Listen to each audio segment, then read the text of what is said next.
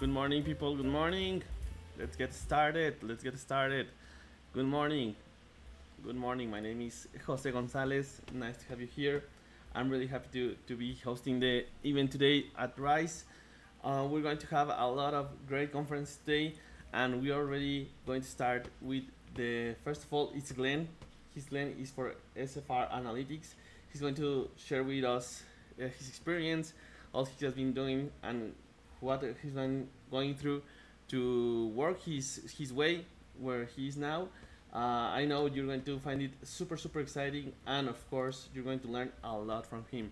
So just give me a few minutes. Remember, you can share the stream in all your social media to get your people to the live event, and you can continue registering to our Rise event here below in the comments area, right?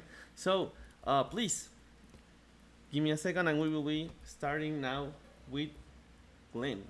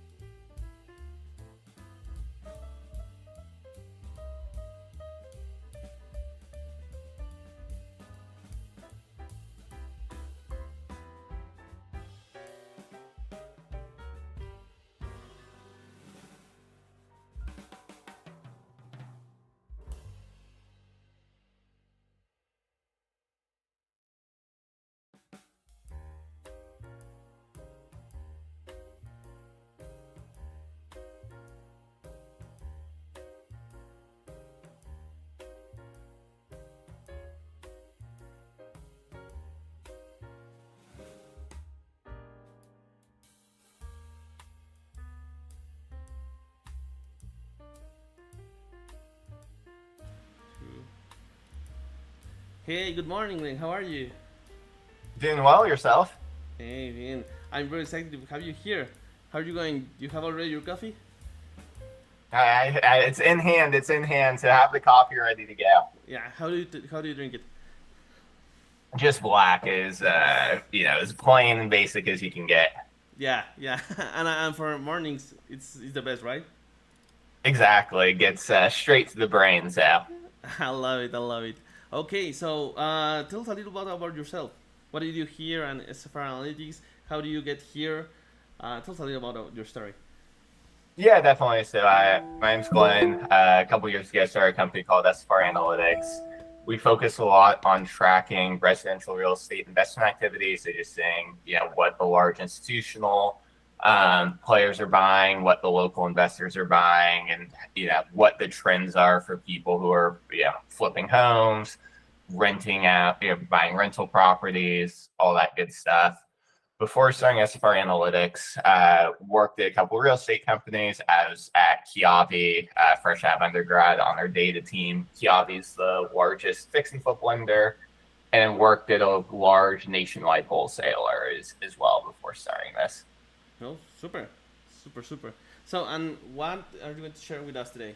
What are we going to know about you? Yeah, so everything is going to be for data geeks for the next half hour. So everything's focused on basically data supporting various housing trends, opportunities, and risks that are in the market. So going to go through, just year-to-date market data, see how that's trending, over the last year, over the last few years, see which markets might be more or less at risk, and just generally showing here's what investors are or aren't buying. Perfect. Okay, well, I'll leave it to you. If you want to start sharing your screen, it will be good for us to go. Perfect. We'll share screen now. There you go. Yeah, perfectly. Awesome. Perfect. I'll go ahead and get started. Yeah, sure. So I don't think news to probably anybody on this conference, but like just some additional context to start everything is the last 5 years have been pretty crazy for single family real estate where 2008 happened, home prices went down, foreclosures, started happening, kind of, peaked in 2012, just slow and steady rise in home value until we hit COVID.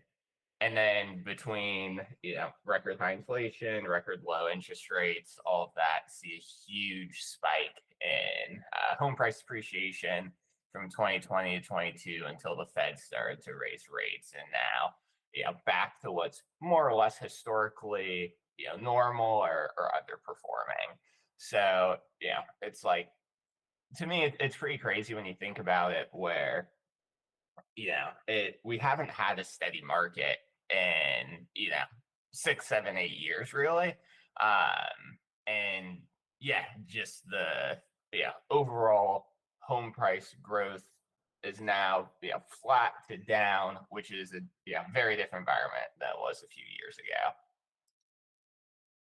And then, like, one of the most interesting trends with that right now, though, is that the percent of homes purchased by investors is still near record high, and historically it's a lot higher than it has been. So I took this chart from Redfin. You see a bunch of these charts reported on. I think Batch Data has one where they say it's about 30%.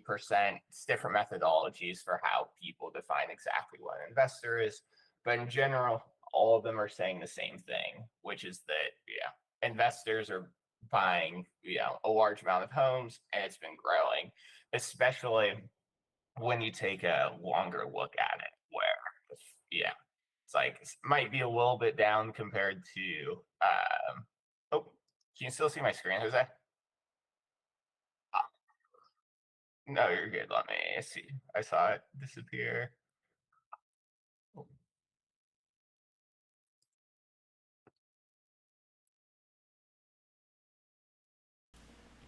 I saw a lot of moving there. Okay, perfectly. Yeah. You're good to go. Cool. Perfect. But yeah, so we're record high for percent of homes purchased by investors, or roughly near there.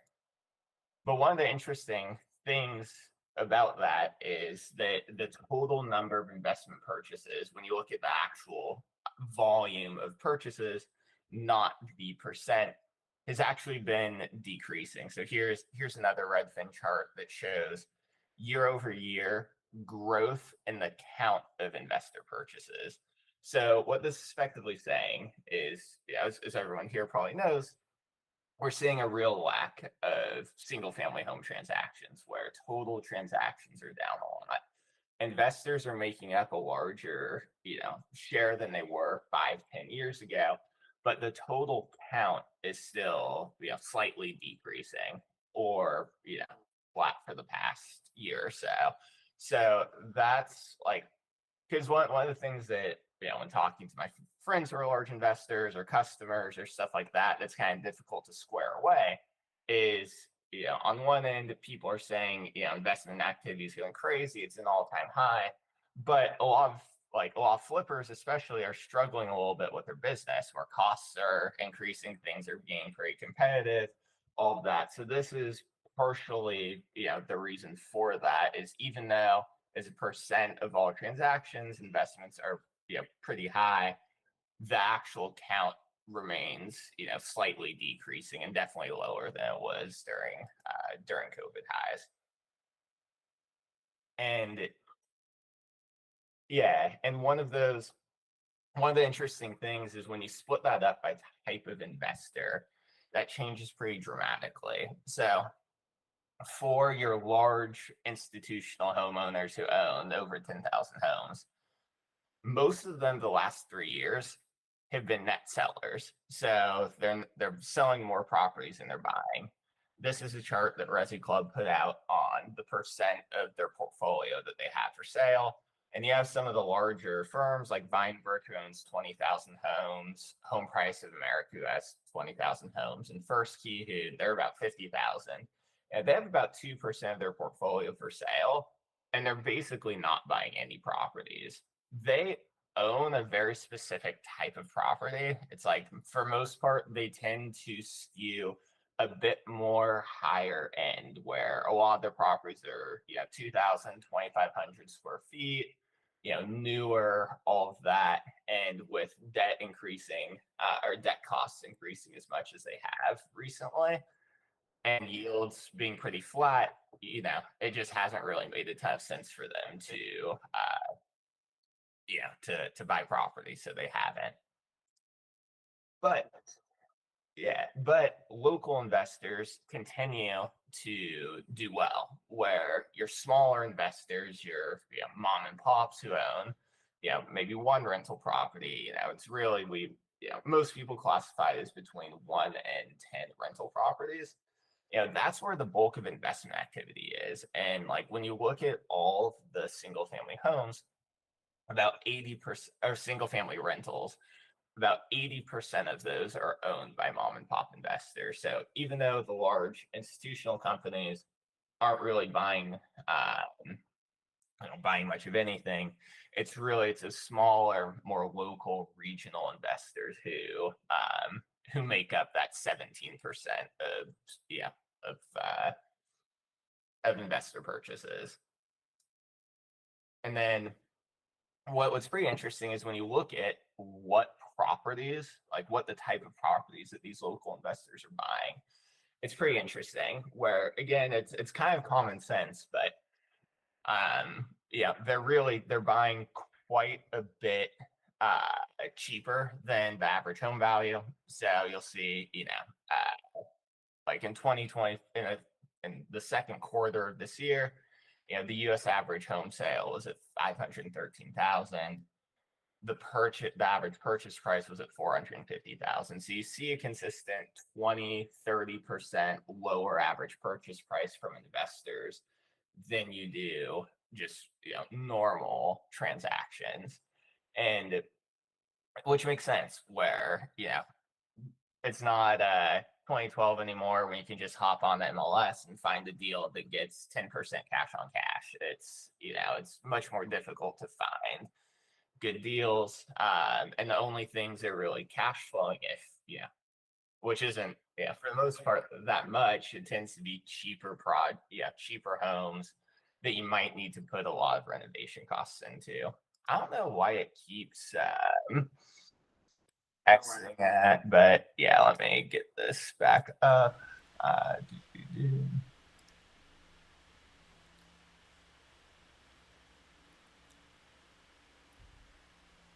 Don't worry.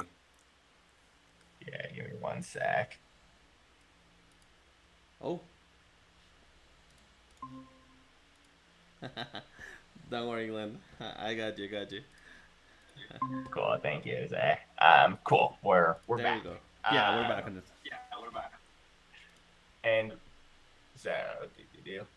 so one of the interesting things with all of this is like looking at what investment properties are performing well for investors.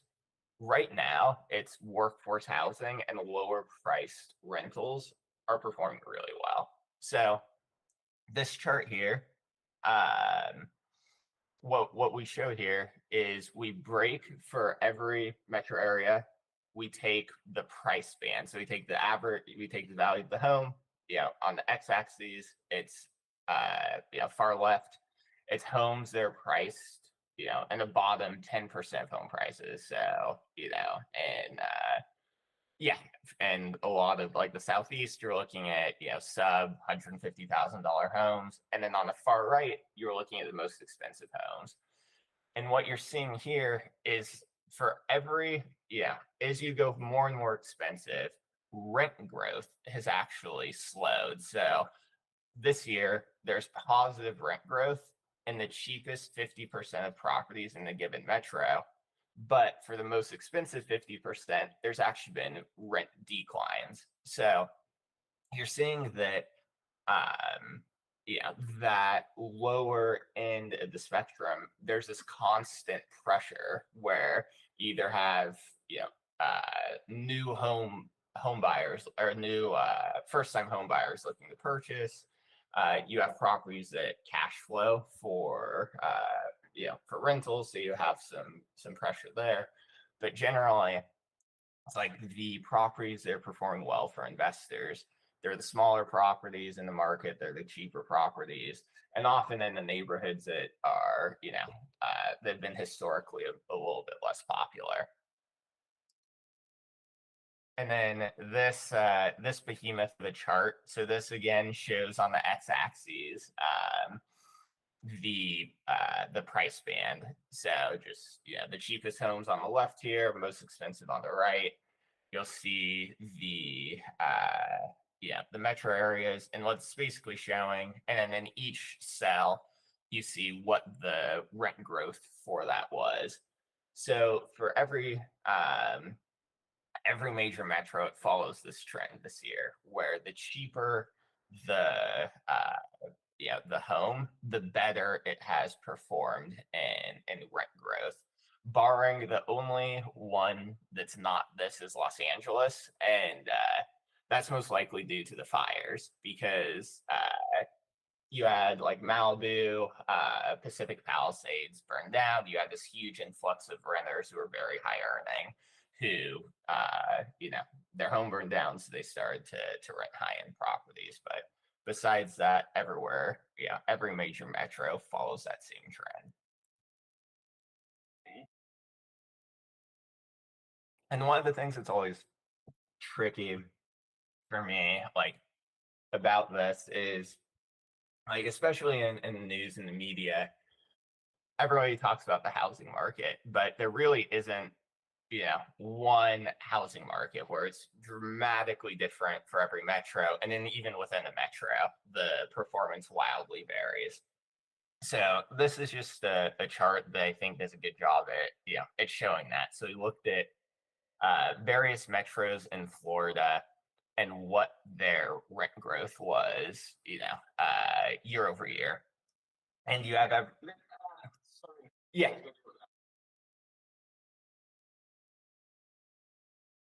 Yes, let me try. Uh, and let me get this screen over here.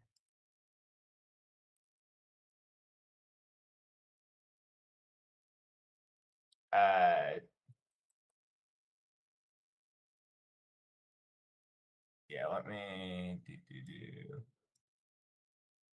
How's that? Okay, perfect. So you'll see drastic difference in a given by market in a given state. So you have a few markets in Florida, like Tallahassee, Gainesville, that are that positive rent growth, performing very well. And then towards the bottom, Naples, Cape Coral, Punta Gorda, you're seeing again back up. Perfect. Yeah, there you go. Let people digest some of the information.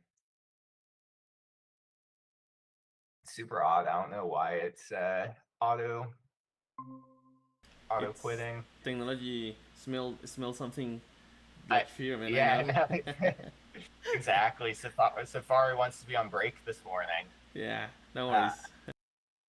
But yeah, so you have 15% difference in rent growth depending on market in Florida. And this just breaks it out by state, where it's I love this graph where the x-axis is a purchase price going from 0 to 700,000, and then the y-axis is a gross yield, so just the annual rent divided by home value. And you can quickly see that like each state is wildly different, where California, almost nothing's above a 10% gross yield. Most properties are $500,000 and above. Versus Ohio, it's like you basically can't even show the same graph, where Ohio, gross yield significantly higher, almost no investment properties purchased over 500,000. So I just like to use this to illustrate where it's like, often people talk about the national housing market, but each of these markets are just so different from each other that while a lot of the time they're correlated, you really need to just focus on whichever market that you're operating in.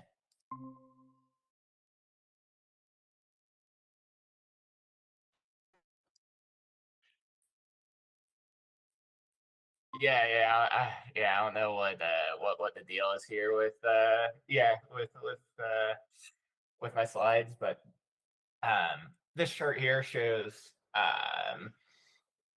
gross yields by city for single family rentals for newly purchased properties, and just another demonstration where you have Vegas, Phoenix, Charlotte, kind of your core hot markets, at 5 to 7% gross yields versus Cleveland, Detroit, your strong Rust Belt kind cities, often at over 15% gross yield. So it's tough where it's like differences in interest rates are going to manifest differently in markets like Detroit, where you can still get 15% gross yield on a property versus 5% in Vegas. And then switching away from rental investing into flips. So home flipping right now is pretty interesting because, and it's something I can't really square away, because a lot of people I work with who are flippers, they're expressing difficulties, but there's still a decent amount of flips happening, especially if you look first historically. So if you look at the last couple quarters, we're pretty much flat where we were in 2019 and above pretty much everything in the 2010s. Of course, down from pandemic highs, but there's still relative to historical, a lot of transactions happening, and then a relatively high percent of the transactions happening. So it's home flipping's down a bit from we'll call it 2021 through 2022, but when you compare it over the last decade, there's still a lot of activity happening. And this was one where we get to use some more qualitative data instead of quantitative data. But sentiment is really mixed. And John Burns and Kiabi, they put out a pretty interesting report. They call it the Fix and Flip Market Index, where they survey hundreds of flippers, and they've been doing this for years now, and they get some really interesting trends from the questions that they ask. So one of the ones I found really interesting was only 26% of flippers reported being happy with their resale price on properties in Q3 2025, and that's versus about 34% a year ago. So a lot of investors are starting to feel pressure on the resale, and we'll get into some of that data in a second. There's a lot more inventory coming on, more price cuts are happening. Also seeing flippers have increased renovation costs, labor shortages in much of the country. Things are just getting more expensive. But about a third of all flippers expect stronger sales in the next 6 months. So there's in general some optimism. It remains muted, but overall it's pretty mixed out there. Of course, depends a lot on geography and how you find your deals and all of that. Here, this is a pretty interesting thing that's happening across most countries is we're really seeing more and more housing inventory come up for sale. So this looks at year over year how many active homes there are for sale, and this black one right here is 2025. These other ones are late 2010. So you look at 2025 compared to 2024, 2023, 2022. you're seeing inventory rise pretty significantly. It's up 30, 40, 50%. There's just more homes on the market. They're staying on the market for longer. So this chart shows by year just the median days on market. So this blue line is it's 2025. As you can see nationwide, it's roughly 50, 50 for the median days on market, which is up considerably from just a few years ago, from hovering between 35 and 45. And then along with this, which these two metrics are very highly correlated. But you'll see, with more and more inventory, typically you're going to see a larger increase in the number of listings at price reductions. So when you look at total count of homes with price reductions, we're hovering around 400,000, which is up pretty considerably for any time in the last 5 years. Of course, a lot of that's due to just having more inventory on the market, but a lot of it isn't flying off the shelves. It's just tougher to get resale prices people are we're hoping for. And then this chart shows the markets that have the highest number of listings with a price cut. And the interesting thing about this chart is it's nationwide, where it's it's not just Florida or some of the markets that you hear a lot about in the news. It's it's really everywhere. Indianapolis, Raleigh, North Carolina, Denver, where it's, inventory is rising through the vast majority of markets in the country.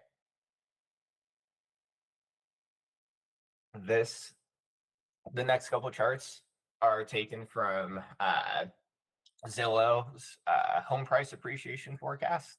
So this one specifically shows which markets are going to have the largest decrease in home values. So nationwide, right now they're estimating in the next 12 months home prices will increase about 1%.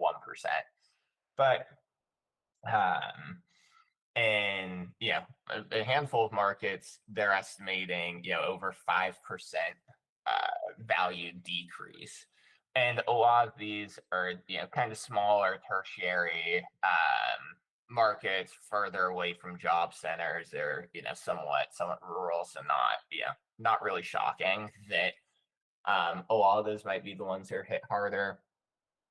And then here you see the markets that have the highest projected growth. So even though the national average is 1%, there's still a handful of markets that they're forecasted to see 4 or 5% home price appreciation growth.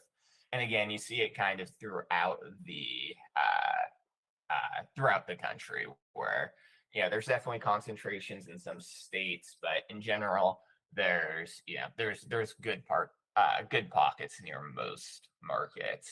And then this one just shows for the top 30 metros by size what it looks like. So you have Charlotte, Cincinnati, Miami. They're all just under 2% expected growth.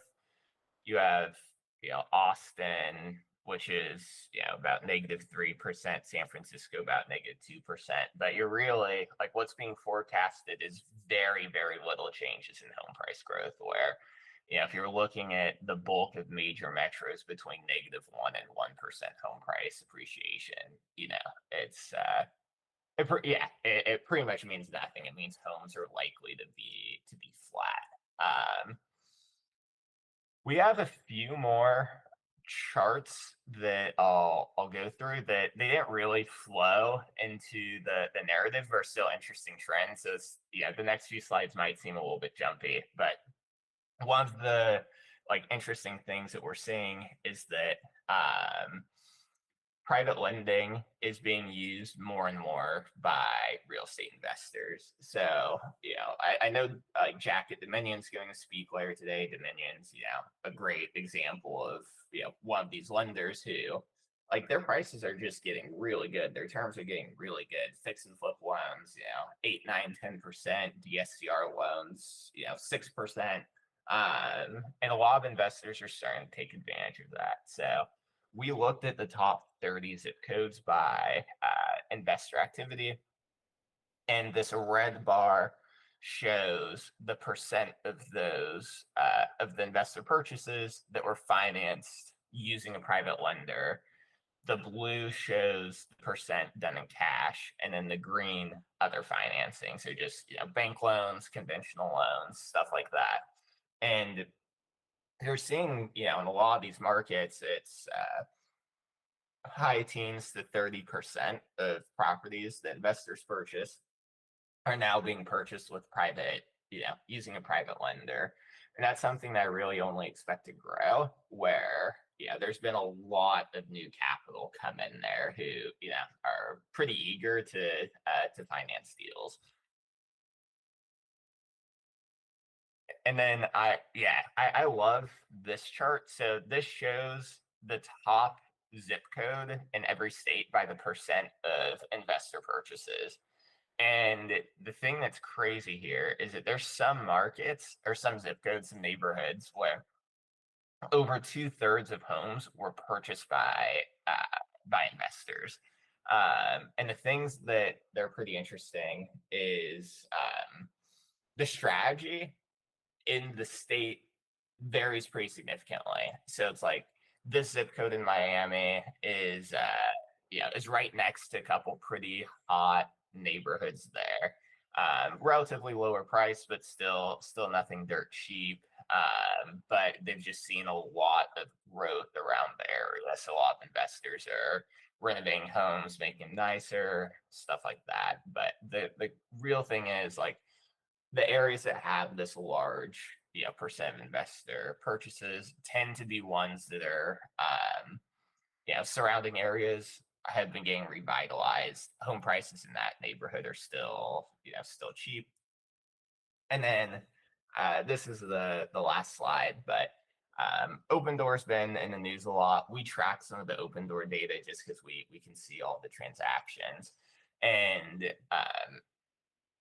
this chart shows, so each line is a given month that they purchased the home in, and then the x-axis is how many months have passed, and then the y-axis is the profit per unit.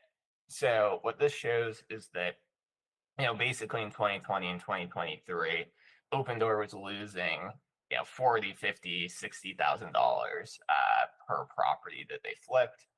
And then recently, they've gone a lot more profitable, where they're in 2025, they're making $30,000, $40,000 on a property. They're purchasing a lot fewer homes, but they've made the shift to being more more profitable.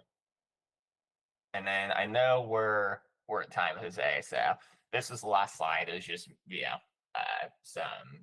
some summary bullet points, but we can go ahead and get into the Q&A.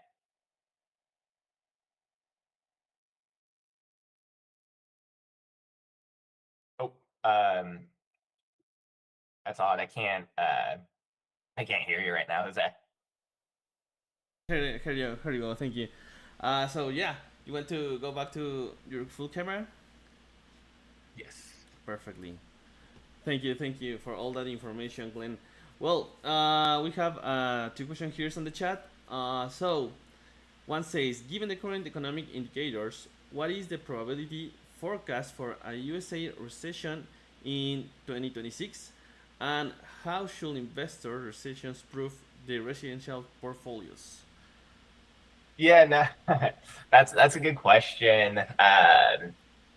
If I had to, if I knew that well, I think I'd find ways to make a ton of money off of that. I think that the key thing is I don't have a good sense on like the exact probability. The only thing that I'll point to is if you just look back to the beginning of 2025, it's been crazy, where the number of rate cuts has dramatically changed from what was expected. Everybody, I think it was like March of this year, we saw a pretty big,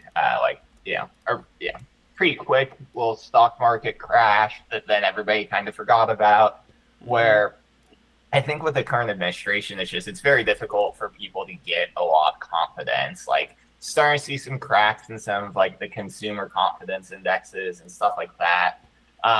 But generally, I think a lot of it is kind of like to be seen, on what the administration does. Super. Okay, now we have another one. So thank you for sharing. Thank you for sharing. Yeah. Uh, Nat says, with BTR inventory increasing, how will this new supply affect the rental yield and competition for traditional SFR investors in 2026? Can you repeat that first part, please? Yeah, for sure. With BTR inventory increasing. Ah, yeah. Yeah. Cool, perfect. Yeah, so Build's been super interesting, where a lot of it's happening in like in kind of tertiary areas of major markets. So if you look at like a lot of the BTR in Phoenix, for example, a lot of it is like really outside of the city. It's 45, 50, 60 minutes away into like the urban core. And like for the most part, there isn't a ton of like direct competition where it's not like they're going, putting urban build to rent with, where there's 100 local investors that own rental properties, where a lot of it happens at like the outskirts of town, which indirectly competes with it, where it's just, if someone might be willing to move 30 minutes away. But for the most part, like it definitely affects, a few markets where it's like Arizona is like, or Phoenix is like obviously a hotbed for it. So I think, for most people on this call, they probably don't need to focus too much on it, where there's still relatively few like build to rent communities happening. If it is happening in your market, I think just about, changing up the rental product that you're buying, because there's a fair amount of renters who they want to live in like a single family heavy area, which like the build to rent communities, a lot of them feel more like apartment complexes than they do actual, like single family rentals in suburbs. So I do see them as like two pretty distinct type of assets. Perfect. Now, another one. Danny says, Glenn, with your investor purchase per zip code, are you adjusting for SFR versus condos? Yes. So that's only single family rentals Okay. or single family properties.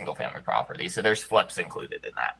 Perfect. Perfect. Glenn, do you want to share with us some information where we can find you, how people can find you on the internet, on social media? Yeah, definitely. SFRanalytics.com. That's the best one. You'll find everything from there. Perfect. Perfect. But that I think this will be all for us. Thank you a lot for your time. Thank you for asking the questions.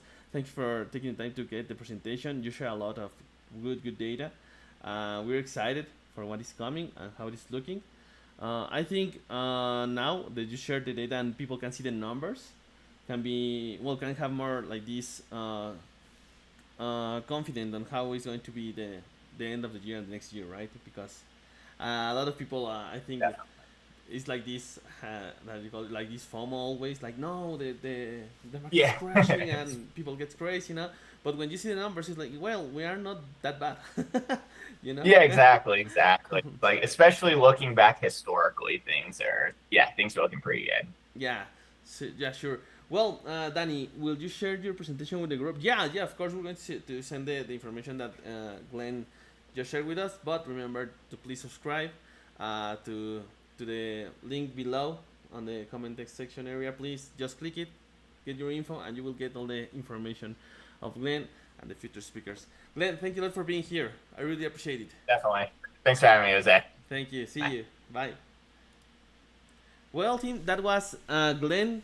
Please just give me a few minutes. We're going to start getting with Jason, the next presentation. He's coming from Rome. I'm going to leave you here with a loading page. So please just enjoy a little bit of the music we have here for you, and we will be right back.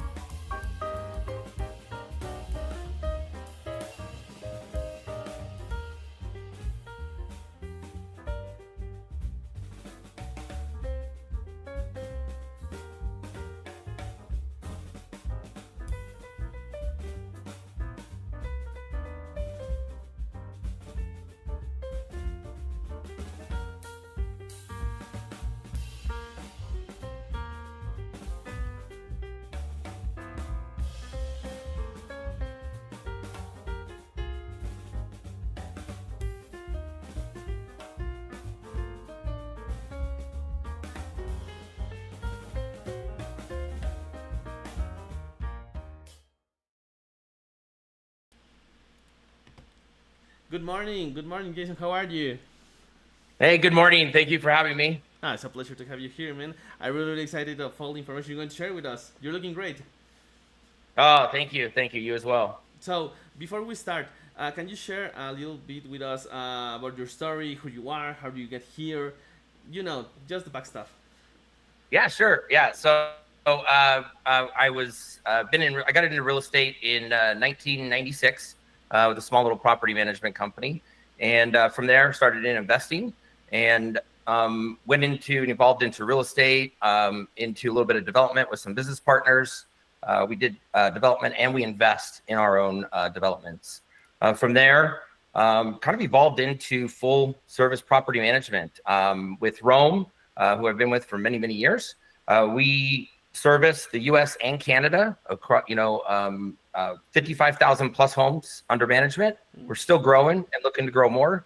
And with that, I still continue to invest. Majority of my stuff is in multifamily right now. I started in the single family arena and I've done that switch. And I know there's other people that have done the opposite switch. So I'm on the opposite side now with more of the multifamily investment. Great. Thanks for sharing that information. So, if you want, we're ready to go. What are you going to share with us today? Let us see. Sure. Yeah, let me get you guys in here.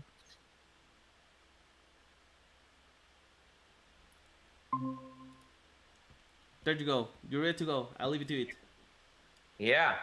Thank you so much. So welcome everybody. Thank you for being here. It's a pleasure. I mean, this is my passion, property management, as I discussed since 1996. Passionate about it. And when you incorporate AI I like to look at that as property management on steroids. So that's what we're going to talk about today. It's going to be super exciting, and the lineup today is fabulous. So my name is Jason LeDell, as I mentioned, National Business Development and Sales corporate broker with Rome Property Management. We service the U.S. and Canada, and today it's all about AI-driven property management, which is redefining the efficiency and the tenant experience. And some of the things that we're going to talk about today are going to be the operational efficiency of how that works, enhanced resident experience. You're going to hear that quite a bit because that's a passion of mine. It's the #1 driver right now for keeping residents and getting a better NOI. Data-driven decision-making and the future-proofing properties. So we'll start with future-proofing properties. And, technology is transforming every aspect of those property operation. That's everything from tenant engagement to predictive maintenance. Technology is transforming across the board. And that's every corner of property management that's creating smarter, more efficient, and more responsive operations. Operational efficiency through AI, right? Smarter operations, higher returns. Who doesn't want that? We're entering an era of artificial intelligence. So you got to get on now. If you're not doing it now, please start. Even if you just test it out, you're already behind. We want everybody to understand this. Don't be behind your competitors. Smarter operations, higher returns. Asset managers, for all of you, AI is driving efficiency. It's reducing costs, creating value. And let's talk about a couple ways that AI is transforming our industry now. Automation. This is why we're here, right? AI. Think about all those repetitive tasks that managers do, including myself, every day. Now, these are logging maintenance calls or requests, processing invoices, sending rent reminders, updating ledgers. The list goes on and on and on. And they only gave me 30 minutes today, so I gotta stop there. But AI-powered automation takes these workflows. They're going to run them instantly, accurately, and without human error. So basically, what's the result of that? The result is lower admin costs, fewer mistakes, and faster turnaround times, all of which strengthen your net operating income. So I want you to remember this, and this is something that you're gonna hear me say today. Automation is not replacing people, and I know there's people that are on this level here that are a little bit fearful, do not want to get into AI at all. Then there's the ones that are in the middle that are kind of in one foot in, 1 foot out, and then there's some that are all in it. And some of that fear is because they think it's replacing people. It's not replacing people. For property management, this is empowering our teams to perform at their best. It's another tool in your toolbox, and you're going to hear me say that today. Predictive analytics. So think of this as the reactive to proactive style. Now, this is one of the most important AI things that we can use. Traditionally, and the reason I say that is traditionally maintenance has been reactive. We fix things after they break. Not on purpose, we're trying to be proactive, but that's just what happens, right? AI changes that by analyzing the sensor data, usage patterns, historical performances. AI can predict anything now. What if you looked up and you said, hey, you found out that your HVAC was getting ready to go down, right? And it's going to alert you. So more stable cash flow. It's going to reduce emergency repairs, lower costs, minimizing downtime. So to me, that's more money in your pocket and less money out of your pocket, which is why I love that part. AI-driven accounting. To me, this is like the precision that protects your profit. It's managing your financial accuracy across multiple properties, which is very complex. Think about Rome, right? 55,000 plus homes across the US and Canada. You can do the math really quickly. How many trust accounts does that include? Security trust, operating trust, on all these different clients that we have. But I don't care if it's 1,000 or 55,000 doors, right? AI can now analyze thousands of transactions, flagging these issues and potential fraud in real time. It's identifying overbilling, duplicate charges, irregular spending patterns. This is all before they become costly mistakes. Now, that level of precision, it's giving owners and our investors the transparency, control, and peace of mind that they need and deserve. So if we put this together on this slide on operational efficiency through AI, you know, the automation, the predictive analytics, AI-driven accounting, this is redefining how we manage properties today and protect our investments. They're reducing the cost, increasing accuracy, and empowering our teams, as I discussed. So in short, AI doesn't just make operations efficient, it is making investments smarter. So enhancing the tenant experience, and you're gonna hear me say resident too. I use resident and tenant and they intertwine with each other. The resident experience is one of the most important. And the reason I say that is it is now becoming the key driver of property value. And what does that really mean, right? Well, a key driver of property value and a good return on investment, right? Well, you need tenants to be satisfied. They'll stay longer, they pay on time. They speak positively about your community, which is Google reviews. Love them, hate them, we need them. And the satisfaction directly strengthens a property's bottom line. So let's look at these 3 technologies that are redefining how we deliver that experience. And first and foremost, 24/7 chatbots. So these AI-powered assistants provide instant responses to questions, payment inquiries, maintenance requests, anytime, day or night. They're a huge help right now in the property management world. No waiting, no voicemail, no delays. Tenants, well, it's convenience and reliability. In property teams, it means fewer calls and faster service. But for investors, it means lower costs and higher retention, both which boost the operational efficiency and your NOI. So the next one is smart access and IoT. Now, IoT, if you're like me, there's too many abbreviations here and too many acronyms that we have to remember. So I'm going to tell you what that means. It's Internet of Things, if you're not already aware.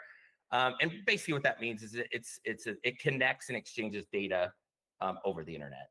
And you know, this is like the new standard for convenience and security that we're living in. Think of it as like smartphone-based entry systems that you can get in with, smart thermostats, which a lot of us have already, leak sensors. Now, very, very important. You're gonna hear me say leak sensor a couple of times. Leak sensors are huge because they can cause so much damage in water. And I was at a dinner with a friend of mine.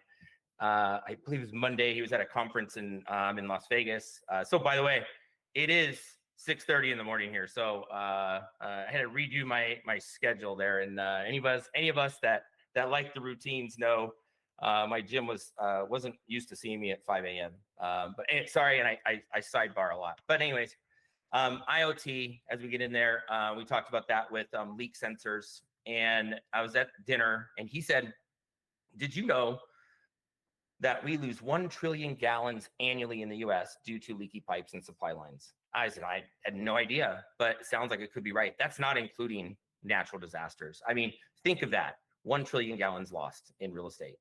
Now, with IoTs, tenants have greater control over their environment. They're unlocking doors remotely. They can adjust the temperatures on their HVAC, get alerts before issues become a problem.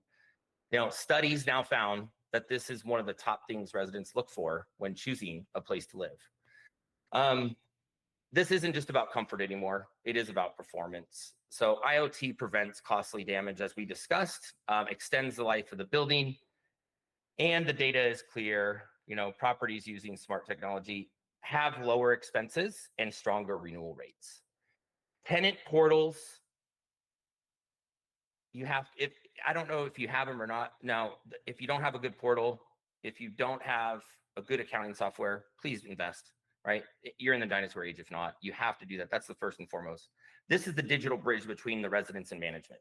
So one single platform, tenants can pay rent, submit requests, renew leases in minutes. It's transparent, it's efficient, it's friction-free. So for managers, right, it means fewer errors, builds trust. Then what does that trust translate to our investor? Well, loyalty and longer leases for them, better cash flow. So together, these technologies that we're looking at, chatbots, smart access systems, and portals, they create a seamless system where tenants feel connected, informed, and valued. And when that happens, everybody wins. So higher occupancy, stronger revenue, greater asset value. Let's do it. Data-driven decision-making, turning data into strategy. Now, in real estate, information has always been power, But today that power comes from data.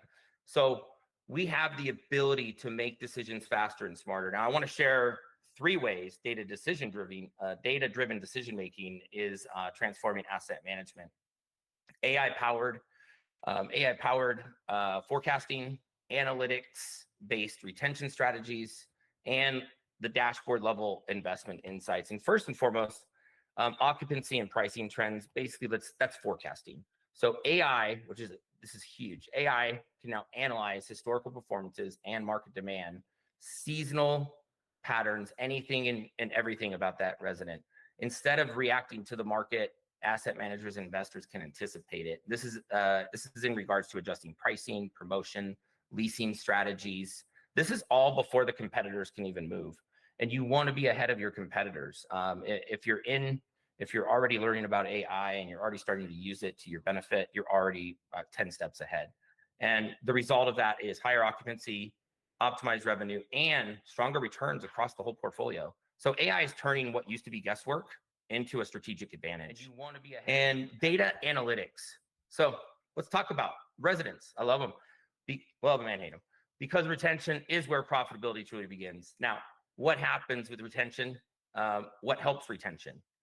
Well, it's the experience. It's the resident experience. That's what's helping it. And with retention becomes higher NOI. Data analytics can help identify patterns in that tenant behavior. Who's likely to renew? Who's at risk of leaving? And why? Now, if who doesn't want to know if your client is going to be leaving soon? And if you can save that person because you can help them with whatever their pain point is before it's too late, the sky's the limit. It's leading to higher renewal rates, reduced turnover, and lower costs, all of which increase the net operating income. So data isn't just numbers on a spreadsheet, right? This is insight into human behavior that drives financial results. Dashboards build investment confidence. Finally, let's talk about that visibility and the real-time dashboards. I discussed that a little bit before in a previous slide. You got to have a good dashboard, got to have a good accounting software. Modern AI-driven dashboards bring together every data stream: occupancy, expenses, maintenance, revenue, everything into like one single clear picture. So investors can see how each property is performing at a glance in real time, and spot trends early. Make informed decisions with confidence. Now, this transparency builds trust in your data, trust in your strategy, and trust in your investments. Together, these tools turn raw data into strategic intelligence. Now they're helping us see risks sooner, act faster, deliver stronger, more consistent returns. So in short, data-driven decision-making isn't just a tool, it's a competitive edge. And it's one that's transforming uncertainty into opportunity, and insight into profitability. Future-proofing investments. So as we look toward the future of real estate, one thing is clear: technology is redefining how we protect and grow our investments. We're no longer just managing buildings, which is this is crazy. We're creating living, learning systems, spaces that adapt, optimize, and evolve in real time. And being in property management since 1996, I mean, this is just so cool of everything that we can do and how efficient we can become. These last couple of years, it's been amazing. And I want to highlight 3 innovations that are helping us like future-proof these property investments. And back to AI and IoT integration, the Internet of Things, digital twins, AI-powered sustainability. Let's start with AI and the Internet of Things. Together, they're creating the foundation for smart buildings, properties that can think, learn, respond automatically. Sensors are tracking temperature, lighting, energy usage, and water intrusion. Back to that, that monitor and there's a story I have where I had two property management condominiums in a high rise, and one had a leak detector, one did not. One lost their insurance because over $100,000 was had to be paid out. So they lost their insurance. The other one had a leak detector, was out of town, and it shut the water off. There's no damage at all. They could relax in 1 minute. So very, very important on that part. There's a lot of good things that these things can do. AI can analyze that data. It can make adjustments instantly, optimizing comfort while reducing waste. So think of it like an HVAC. For investors, lower cost, longer life, stronger retention. And keep in mind, it's not just smart technology, right? We're saving money. This is smart economics. Digital twins. So for those that aren't really familiar with digital twins, think of this as a new concept, and they're being used by city planners, healthcare, maintenance, across the board.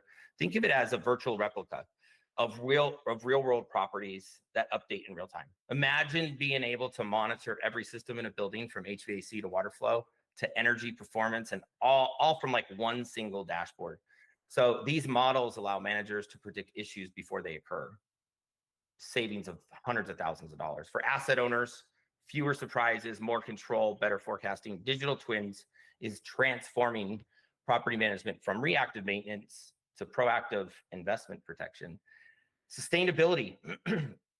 Well, AI-driven optimization is helping buildings cut energy use, from predictive energy modeling, lighting such as HVAC. AI ensures that every kilowatt is used wisely. Sustainable buildings not only lower costs, they also attract premium tenants, comply with all these evolving regulations that we have coming to us. And that's going to command higher valuations. So for investors, right, this is like the definition of, I like to call it, long-term resilience. So what does future-proofing really mean? Well, investing in properties that learn, adapt, and sustain themselves. It is combining AI, IoT, and digital modeling to create assets that are efficient today, but competitive tomorrow. Because in the future of real estate, as we know, right, the smartest buildings will deliver the strongest returns. Perfect. Jason, we have a little bit of time left, and we have some questions. So okay.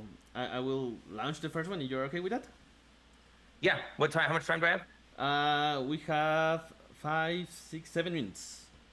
Oh, okay. You want me to? I'll be quick. Okay. All right. Yeah. I talk too fast sometimes anyway, so it's all right. There's my 30 minutes, guys. So the human element, one of my favorites. So real estate is always going to be a people business, right? Technology is powerful, but the human element, it does give purpose, empathy, and meaning. And people working together, right? AI adds to, it doesn't replace. Empathy and leadership do remain critical. Technology and it's enhancing the human expertise, but think of it as another tool in your toolbox, like I discussed. This is going to help you and your company be the best you can be. Again, AI augments, it doesn't replace. So artificial intelligence is designed to handle data and all that other good stuff. People handle relationships, trust, and judgment. That's the resident experience. Now, AI can process rent payments, predict maintenance, flag accounting issues, but it can't read the emotions behind the tenant's voice, can't understand the unique needs of a community. So remember, when humans and AI work together, we get the best of both worlds, efficiency and empathy. It's not taking jobs away, it's freeing up property managers to focus on what truly matters, and that's people. And with people becomes the experience, and that's experience, resident experience. And empathy and leadership remain critical. So, and no algorithm's ever going to replace genuine connections. So when a family faces hardship, resident needs some understanding, community faces some change, right? It's that human leadership that builds trust and keeps relationships strong.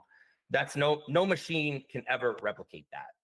Technology enhances the human experience. So AI gives asset managers that better insight, smarter tools. It doesn't compete, it amplifies it. Smarter operations, stronger relationships, higher resident satisfaction, the result, living on a higher frequency, and that's an amazing experience. So at the heart of every smart building and every digital dashboard is still a human being, guiding that process, shaping the vision, and connecting with people, because technology makes us more efficient, but people make us exceptional. Humans will continue to power our success. Vision to execution. So real quick, because I put together a quick roadmap, but technology only creates value when it's implemented with purpose. Again, technology creates value when implemented with purpose. And I'm going to walk you through a simple, practical implementation roadmap put together that's going to future ready your property operations. 3 clear steps: audit your tools, start with one automation pilot, and integrate that data. First, audit your current system. Take a close look. What's wrong? What's happening? What are the bottlenecks? Where are we stuck? What can I optimize? Because I can't optimize what I can't measure. This audit gives you that clear baseline that you're going to need. And think of that as your digital due diligence before the transformation begins. Start with one automation pilot that targets a clear pain point, right? For example, maintenance requests, rent reminders, invoice processing. Run it, measure it, refine it. Run it, measure it, refine it. This pilot becomes your proof of concept. It's demonstrating the value, building confidence, and preparing your team. So it's about doing the right thing first. Integrate data and scale that AI adoption. So once that pilot succeeds, time to connect all those systems. Link the leasing, accounting, maintenance, energy, all into this one unified platform. This is going to create real-time visibility, predict insights across your portfolio. From there, scale that AI adoption, expand the automation, predictive analytics, and decision intelligence across every property. This is where efficiency turns into enhanced performance. Roadmap is simple. Audit, pilot, integrate, scale. Every step builds momentum. It's the success compounds. And before long, you're not just managing properties, you're running an AI-driven, empowered operation, which is efficient, transparent, and resilient. Remember that, nobody waits in real estate, right? It only rewards those who are ready. And last but not least, for the investors, this is the best. It's the numbers. At the end of the day, every innovation, every automation, every system upgrade comes down to one question: what's the return? Look at this, up to 30%. Through automation, I have powered maintenance, property manager cutting operational costs by 30%. $1 million budget, that's a $300,000 savings. How? Reducing manual data, preventing breakdowns before they happen, like leaks, optimizing energy consumption through smart systems. Every dollar saved on operations is a dollar back in your bottom line. Faster issue resolution, 60 to 70%. These are AI-driven chatbots, automated workflows, predictive maintenance. Tenants get answers instantly before complaints arise. It builds trust and reputation in a competitive market. That's what you need. 10 to 20% higher resident retention. So think of that. Every 100 tenants, 10 to 20 fewer move-outs per year. Less turnover, lower vacancy, steady income, stronger portfolio, predictable revenue, and long-term growth. So when we talk about technology and property management, we're not just talking about gadgets. We're talking about returns. 30% lower costs, 60 to 70% faster resolution, 10 to 20% higher retention. That's not the future. So that's not the future that's happening right now. AI and automation aren't just improving operations. They are reshaping profitability and redefining the competitive advantage. So in this industry, those who invest early won't just keep up, they'll lead. Thank you all for joining my presentation, but I do want to close with something real quick. Do I have enough time? We're running out of time. Okay, but I'll be 10 seconds.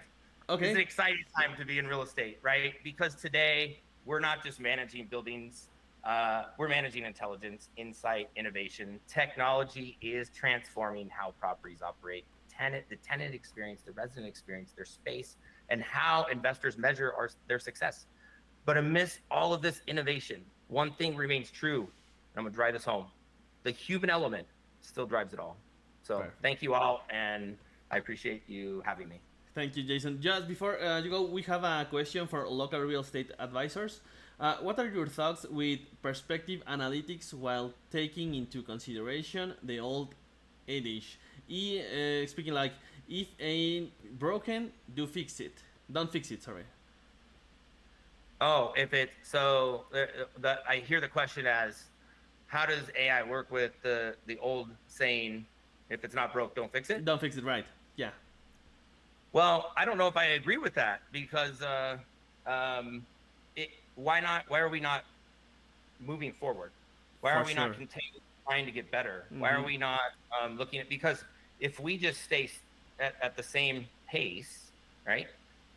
Where are we going to go? Well, everybody else is going to go up here.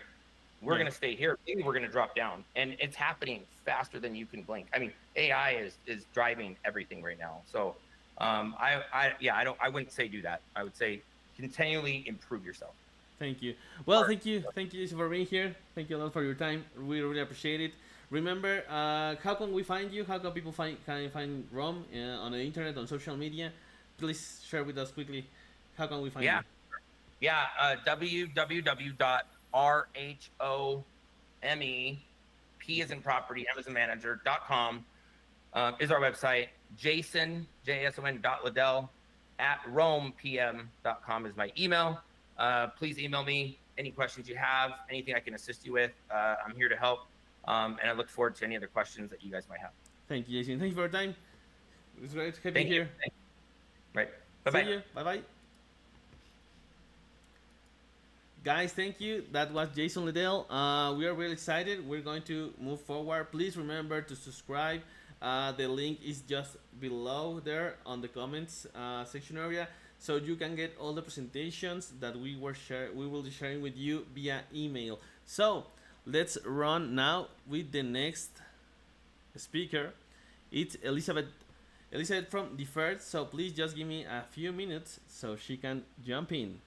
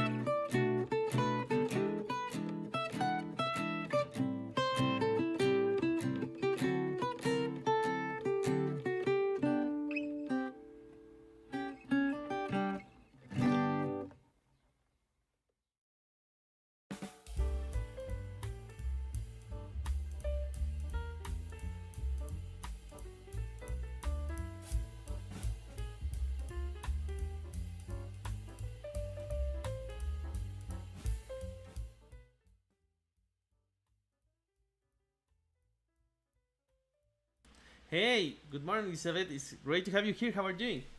Good morning. I'm doing great. Thanks so much for having me this morning. It's a pleasure. You're doing great. Hey, please share with us a little bit of yourself. Who are you? What do you do here on Awesome. Deferred? So the people can get to know you a little bit. Awesome. Well, hi, everyone. Good morning. I hope everyone's mornings are going great so far. Again, my name is Elizabeth. I'm here with Deferred.com. We're a national 1031 qualified intermediary. And with Deferred, I'm on the growth team. So I outreach to brokers, investors, anybody who may be interested in 1031 exchanges and learning about what we're doing differently. Perfect. Well, if you're good to go, let's jump to it. All right, let's do it. Thank you. I'm going to share my screen with you all now.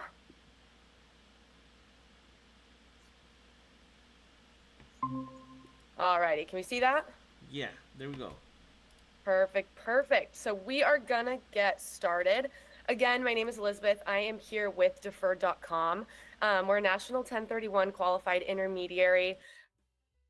And this is our third venture-backed startup. The first two were successful exits. And we really wanted to come into a space that was antiquated. 1031s have been around for around 100 years now. A lot of the space lacks innovation. And we wanted to personally do a 1031. And we saw how difficult and confusing and expensive it was. So we acquired a QI out of San Diego called Plenty Financial. They have over 25 years of operating experience, and they facilitated over 8,000 exchanges. And then about a year ago, we rebranded and relaunched as Deferred. And then I joined just 6 months ago. So I'm still pretty new to Deferred, but loving it so far. And our whole goal was to come in and make 1031 exchanges for investors simple, transparent, and no fee. So again, my name is Elizabeth. I am going to talk to you guys today all about Deferred. My main goal with the company is coming out and doing these presentations, sharing what we're doing what we're doing differently with 1031s.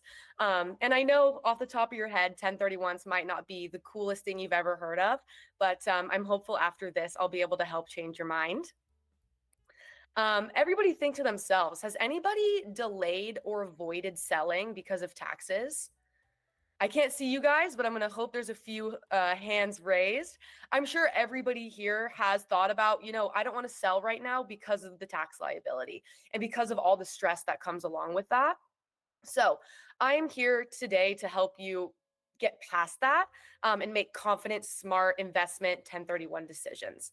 So let's go into the core concepts of a 1031 exchange.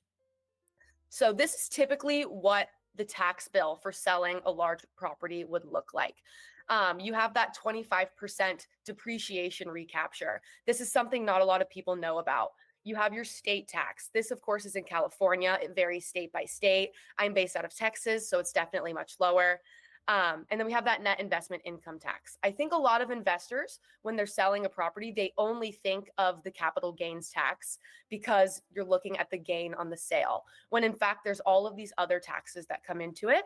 So in this case, it's almost 40% of taxes that were they to sell this property from their gain, they would have to give that back to the government. So almost $4 million that they would have to be sharing back, that they would be getting taxed on the gain of their sale. Whereas if you were to do a 1031 exchange, you would get to miss all of these taxes. You don't have to pay one of these taxes to the government. And the exciting thing about doing it with deferred is that you get to do it for free. So why this is great for you is not only is it free, that's the first awesome thing, but you can keep going into it.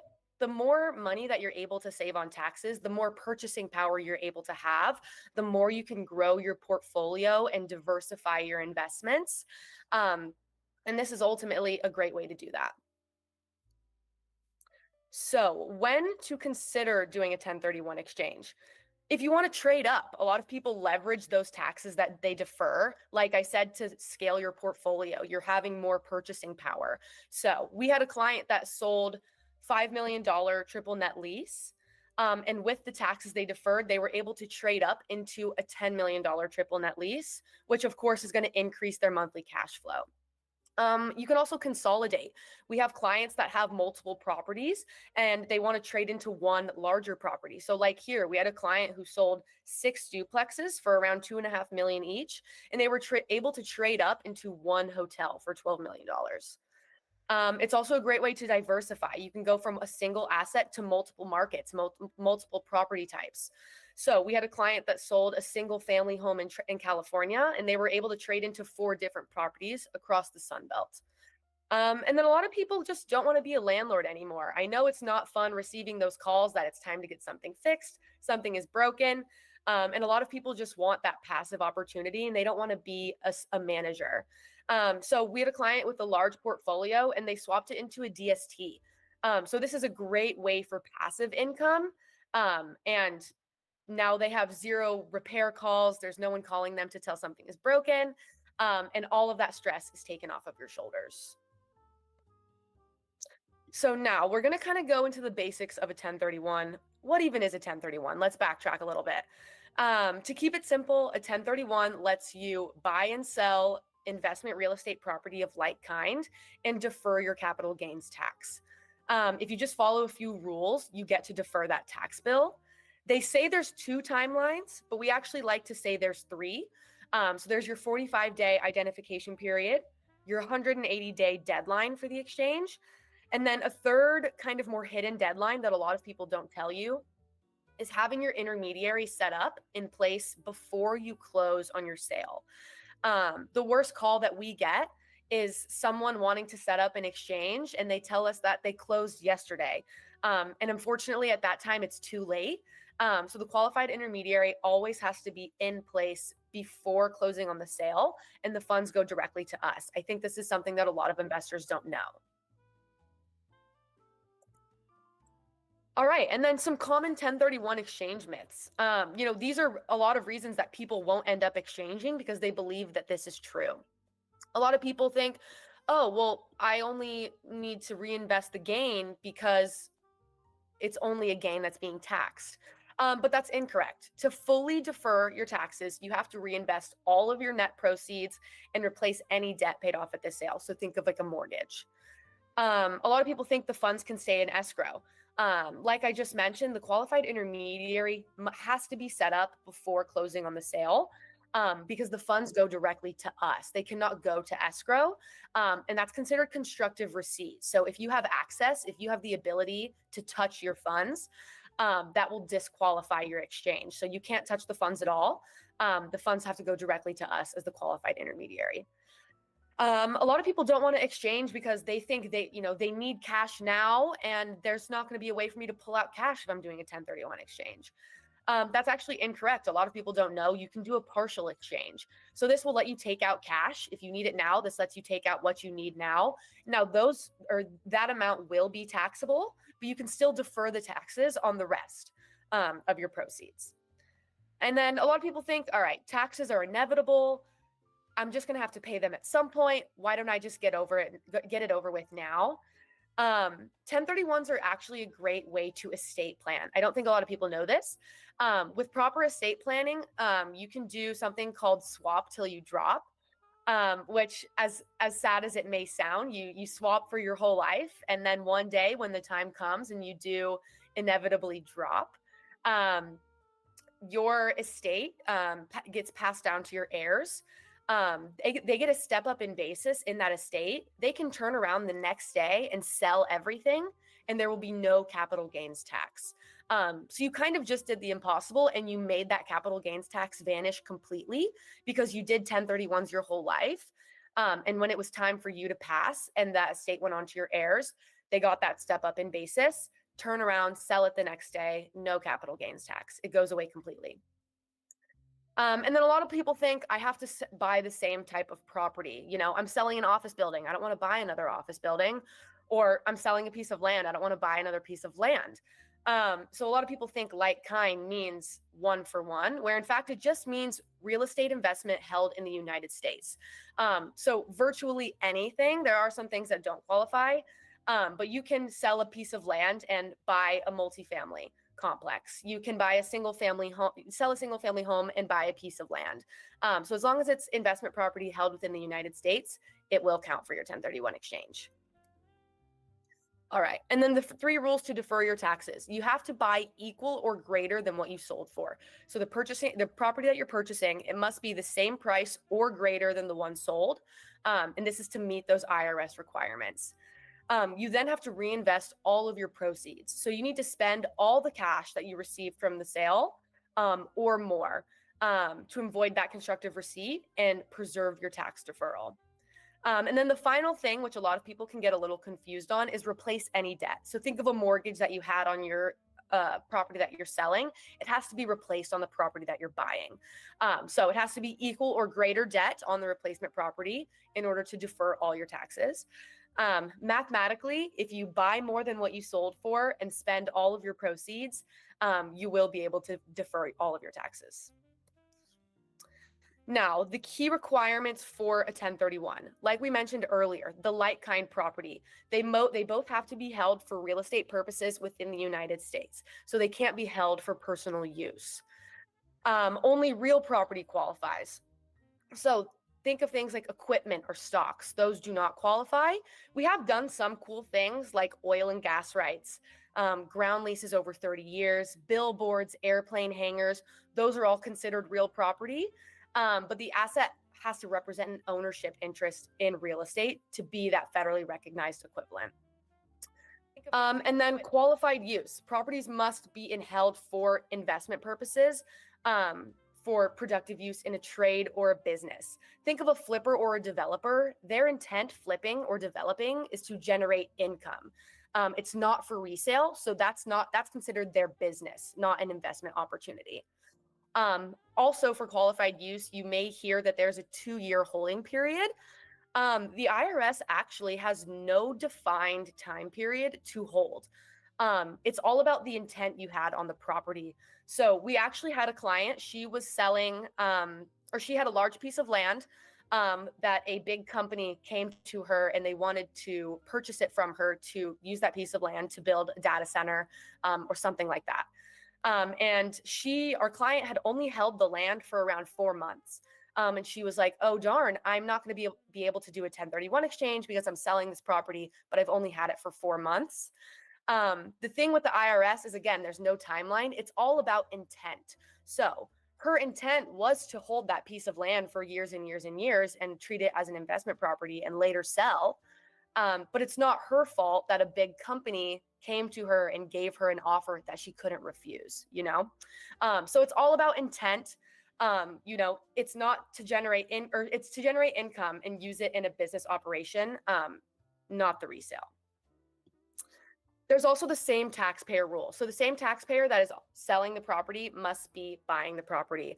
A big thing with 1031 exchanges is maintaining the continuity of ownership and maintaining the continuity of money within the market. So we have the same taxpayer rule where the same taxpayer on the relinquished property must be on the replacement property to maintain that continuity.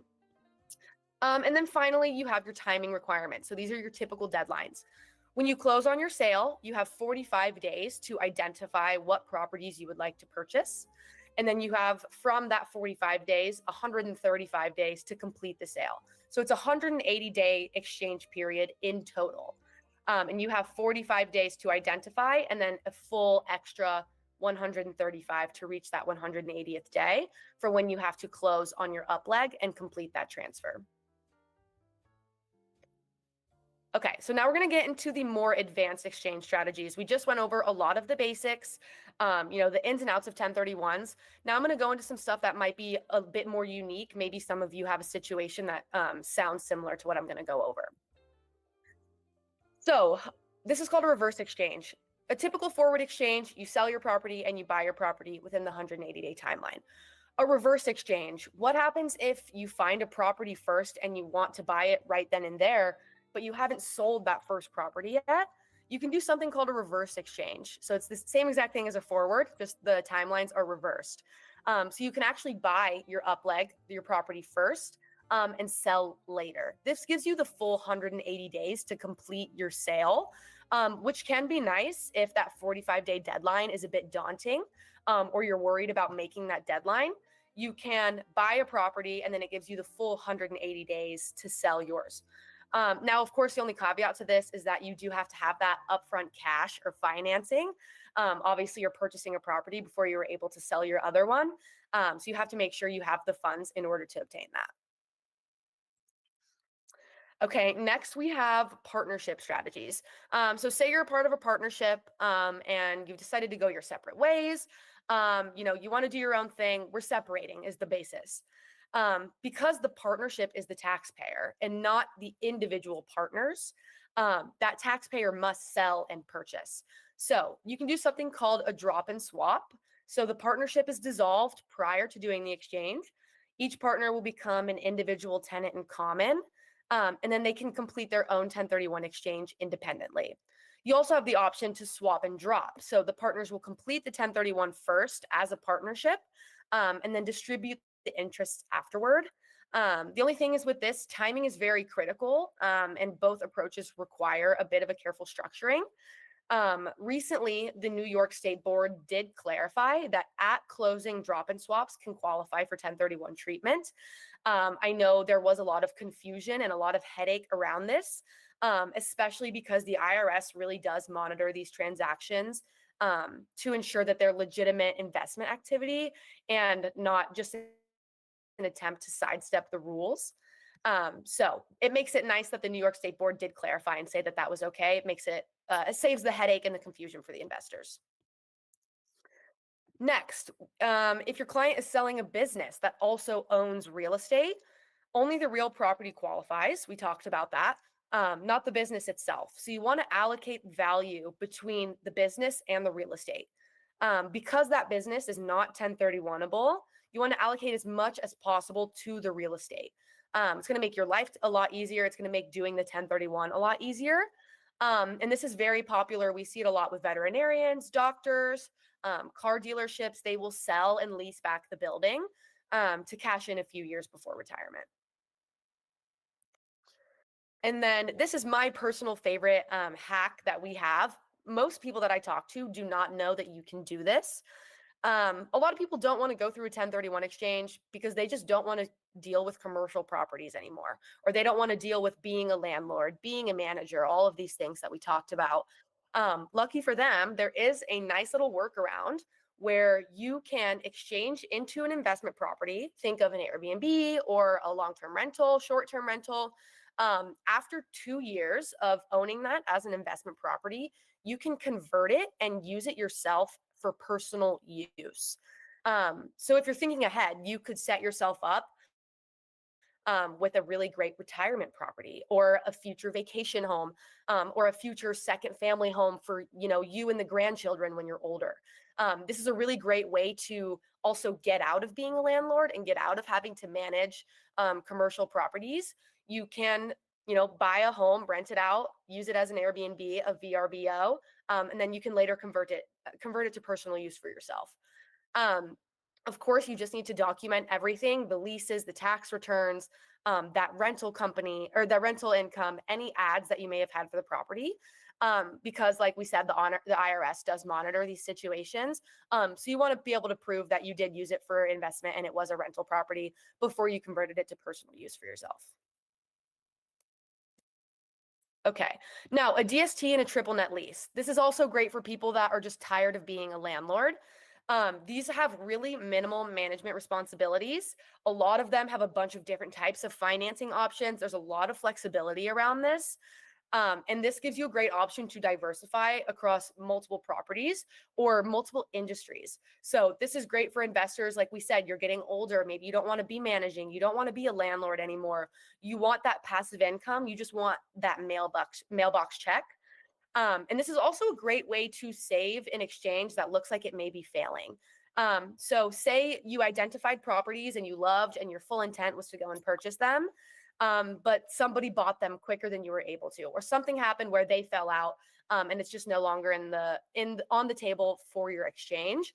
The DSTs and triple net leases are great ways to save a failed exchange, because these are things where you're just investing and somebody is managing all of it for you. And so it's great for plan B. All the properties you wanted to purchase fell through. You know what? Let's invest in a great opportunity that's going to still give me some monthly income. And we will rework doing a 1031 into an actual property at a later time. So this is a great way to, kind of save yourself a plan B also if your original exchange plans aren't going as planned. So now, everything you need to know about qualified intermediaries. A qualified intermediary is the third party that controls the funds and the documents during the exchange process. So they're going to make sure the exchanger is not in constructive receipt. Remember, I mentioned you having access to the funds means you're in constructive receipt, and that will disqualify your exchange. The role of the QI is also to structure the exchange correctly, prepare all of these documents to make sure that it is facilitated in the best way possible. And then you also want a QI that's going to support you by answering questions, facilitating the exchange, maximizing your tax liability and deferring all your taxes effectively. You want a QI that's asking you questions, offering you different scenarios to give you better options. The QI is really the firewall between the taxpayer and their money. So you want to find a QI that makes you feel confident in your decisions, and knows is going to take care of your money as the process goes along. Who can be a QI? So I don't know if you guys remember, I said the IRS, they're not too strict on timelines. They don't have a designated holding period. It's very much a gray area, and it's all about the intent. It's also silly because they require you to have a QI to do a 1031 exchange, but they don't regulate them in any way. I could quit right now and become my own QI tomorrow. Of course, I wouldn't be any good at it, but I could, because the IRS doesn't regulate that. Some states do have some regulatory rules, but it just varies state by state. And then the QI cannot be the taxpayer or a disqualified person. So who is a disqualified person? Anybody that you have worked with within the last 2 years, attorneys, accountants, your broker, your real estate agent. If they have serviced you within the last 2 years, they are disqualified. They cannot be your QI. Anybody who is a spouse, your parents, kids, siblings, entities or related people where you hold more than 10% of interest cannot be a QI. That disqualifies them. And this is really what investors should be looking for when they're choosing the qualified intermediary. expertise. You want someone that knows what they're doing, is offering you the best options that are possible, is asking you challenging questions to make sure that you are making the utmost right decisions. Somebody that has transparency. We're going to get into it soon, but qualified intermediaries make a lot of money off of your money, and they're not transparent about it, and they keep it all to themselves. So you want someone that's going to give you transparency and is going to share that with you. And again, this plays into the no hidden interest. They earn interest on your funds. They keep it for themselves. We're going to go into how deferred is doing that differently. The safety of funds. Are your accounts, are your funds held in segregated FDIC insured accounts? You want to make sure that they're not commingled. You want to make sure that your money hasn't been invested in some weird crypto Bitcoin situation to try to get the utmost of your interest. You want to make sure that your money is safe and with commercial banking partners. And then you also want to have that visibility. You want to know, where is your money? What's going on with my money? How much interest am I earning on my money? How far along am I in the exchange process? When is my 45-day identification period? You want visibility on everything, and you want a qualified intermediary that's going to help you get that. And you want speed, and you want pricing. You don't want to pay $2,000 for an exchange and then maybe something happens and it doesn't work out. So why deferred.com? Like I said, most qualified intermediaries, or all qualified intermediaries, are placing your money with commercial banking partners and earning interest on that. And they don't tell you, and then they still charge you. So deferred, we're doing something different. We don't charge any fees, and we also share interest back with the client on deposits over $1 million. So that interest that I was telling you about, if you're selling a $4 million property, if it's held for the full 180-day exchange period, the qualified intermediary is making almost $85,000 off of your money, and they still charge you, and then they don't tell you about it. So, like I said, what we're doing differently, we charge no fees. This makes it risk-free, and it's also pretty nice to not have to pay anything. And then we also share interest. So any deposit over $1 million, you're actually going to make money back from deferred just by doing your exchange with us. Anything over $5 million gets 3% back, which is majority spread, especially with rates coming down. You would get a large portion of your interest back just for doing the exchange with us. And then we're more than a facilitator. We want to be your 1031 partner. We don't want to just process your exchanges. We want to make sure you're confident and you have the tools and support you need to exchange. So speed and reliability. We can open an exchange in under 10 minutes. We've built a great platform that's very efficient and it's automated. We can have the funds from your sale in our accounts within 2 hours. Most qualified intermediaries, if it's the day of, they're going to tell you it's going to take 1 to 2 days to set it up, and then they're going to charge you a $350 rush fee to do so. But we can do it in under 10 minutes. Also responsiveness. We are probably the only qualified intermediary that is open 7 days a week, 8 a.m. to midnight. 5 p.m. on a Friday, you still have questions, we're still going to be here. We have people that will call us at 11 o'clock on a Wednesday night. They're at the closing table. They've decided they want to do a 1031. It's 11 p.m. on a Wednesday. And we're still going to help them. We're still going to be there for that client. We get a lot of exchanges over the weekends just because other intermediaries aren't open. And we're answering the phones, we're answering the emails. We know how confusing 1031s can be, and how much of an added stress it could be. And so we want to be here for you from A to Z through the entire process. So we're always available, always around for you guys. And then you don't need to be the expert on 1031s. We are the experts here. Like I kind of went through this presentation, from simple to complex, our exchange officers are amazing. They know exactly what they're doing. They all have over a decade of experience under their belts. They're phenomenal. And they are absolute experts. So we want to be an extension to you. We want to be your 1031 team, your go-to team where we help you with everything. And then we've also got these tools right here. If you guys have the time, you can go to our website, deferred.com. We have this chatbot named Artie. It is trained on all 8,000 pages of the tax law. It outperforms human CPAs by 22%. It's a little scary how good they're getting. But this is great to ask any questions about 1031s, any questions about taxes in general. Even before I joined Deferred, I didn't know that much about 1031s, and I used Artie to train myself and to teach myself. And Artie will give you sources directly from the tax code. So it's really, really great. And then that is it for me. Thank you all so much. I would love to answer, any questions we may have. Yeah, thanks a lot. Thanks a lot, Lizard, for your time. Yeah, let's start with the questions. So Nat says, how does it work for trust funds? For trust funds? Yeah, for trust funds. Yeah, so for a trust, it's set up basically the same way as being a single taxpayer, where that trust itself is the entity. And they do the exchange pretty much just like you would if you were an individual. Perfectly. Okay, thanks a lot. Now, Caro says, a lot of people say that 1031 exchange defers taxes forever. Can you walk us a little bit Yeah. there? Yeah, of course. So I don't know if you remember, I mentioned a little bit about it earlier, the swap till you drop scenario. So this is a great way to defer taxes forever. It's kind of doing the impossible. So when you start buying commercial properties and you start doing 1031s, the whole goal for you to do it is to 1031 from property to property, and build up this great portfolio and diversify as you get older and as you go through your life.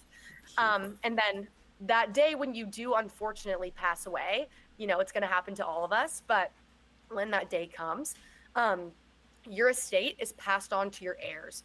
And when it's passed on to their heirs, you get a step up in basis, which basically means it's at fair market value, and you could sell it that day for the fair market value.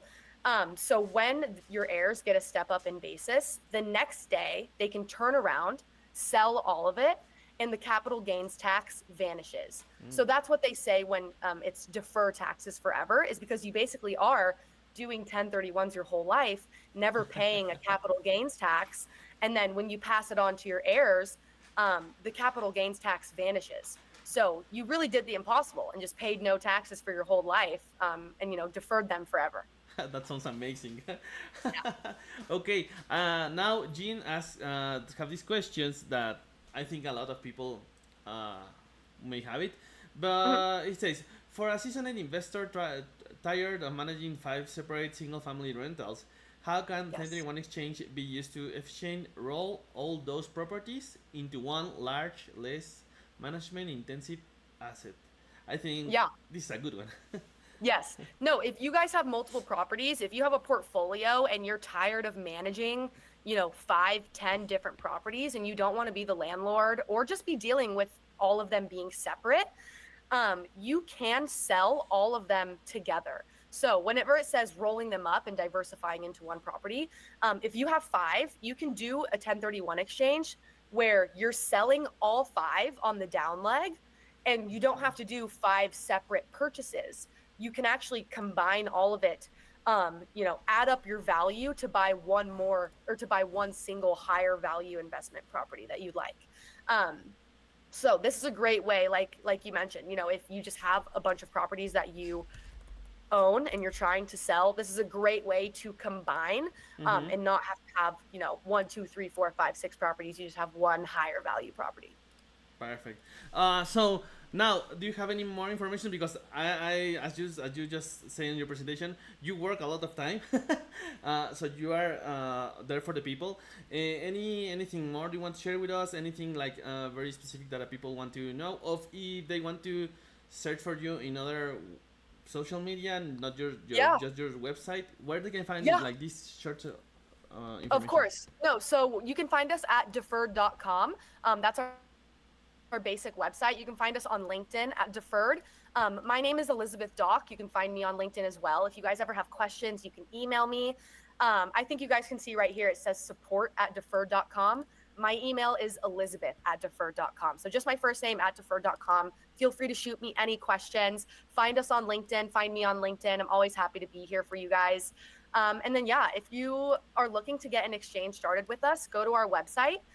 There's a little button in the top corner that says get started. You can fill out a little bit of information about yourself, and then it'll get you set up with one of our senior exchange officers to kind of get the process going and answer any questions you may have. Perfect. I really appreciate the information. Of course. So thanks. I think that will be all for good to go. Thank you for your time. Thank you for being here. I really appreciate it. Thank you Just so the people much. in the chat, please remember to subscribe. We're going to share all this information that Elizabeth just shared with us via email, so please subscribe and we will send it to you. Thank you, Elizabeth, for your Yes. time. I really appreciate Thank it. you. Thank you so much, everybody. Thank you. See you. Okay, chat. So we are going up to our next presentation. Please, as I told already, please remember to subscribe. The link is just there below on the comment section area, so you can get all the information and on your email. So now let's going to jump on the next one, on the next presentation. Coming up next is Josh, sorry, for Inspectify. So we're going to jump there. Just give it a little bit of few minutes to he to get prepared for his presentation.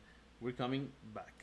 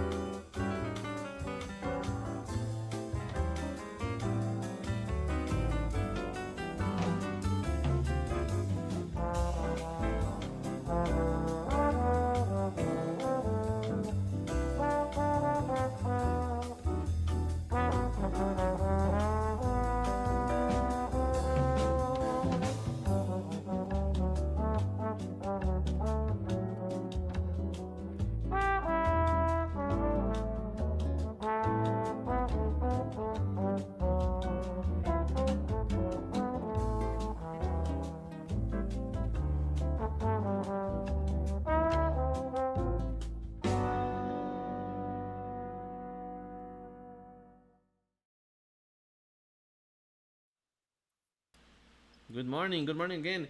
Here's with us Josh from Inspectify. How are you doing, Josh? Great to have you here. I'm doing quite well. Thanks so much for having me. Excited to be here this morning or afternoon, depending where folks are. We're really excited. I see that you're enjoying your coffee. How is the morning treating you? It's going well. It's going well. The kids are off to school. I'm working from home this morning, so hopefully no distractions. But yeah, it's a good day. Can't complain. Super. And now, can you tell us a little bit about yourself? What do you do in these moments? How do you get here? A little bit of what you do.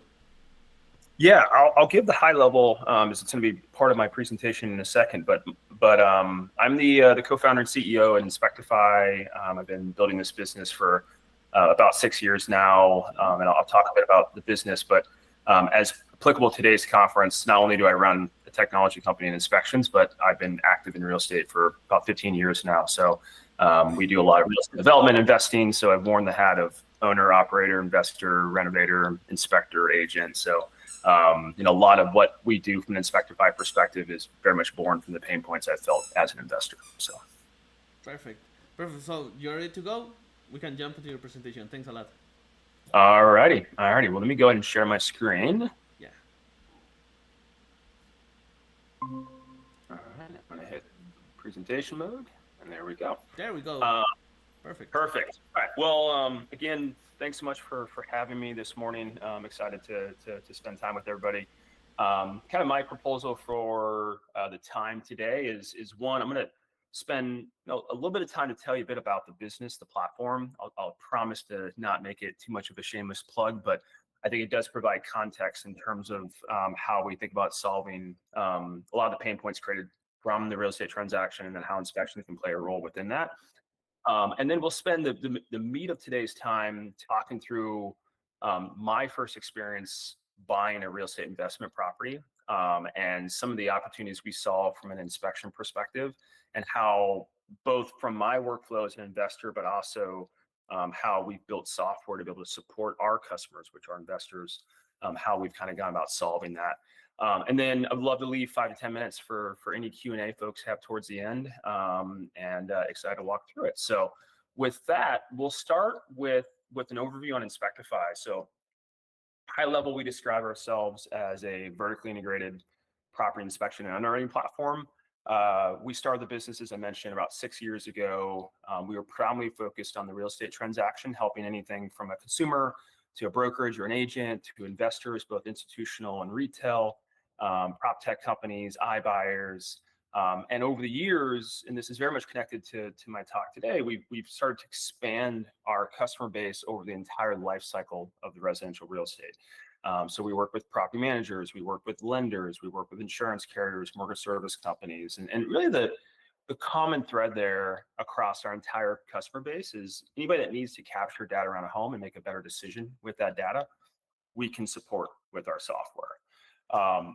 What our platform looks like is there's really 4 components of our platform.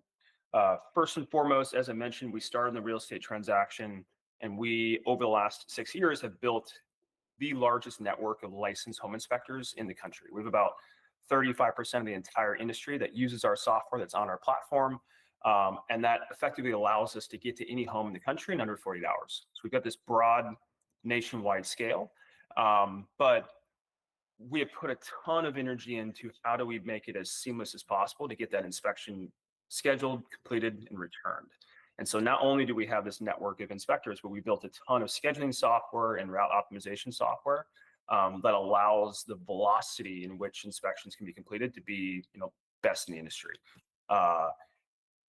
What I tell folks and why that's so important is, in a real estate transaction, investors on the call will probably relate to this, is like, you could have the best inspection product in the world, but if you can't get there before the diligence period, it doesn't really matter. It could be a great product, but like it's irrelevant if you can't get in the door on time. And so that's step one. That's how we get our foot in the door, is we're the fastest, so you get the data back and make a decision as soon as possible.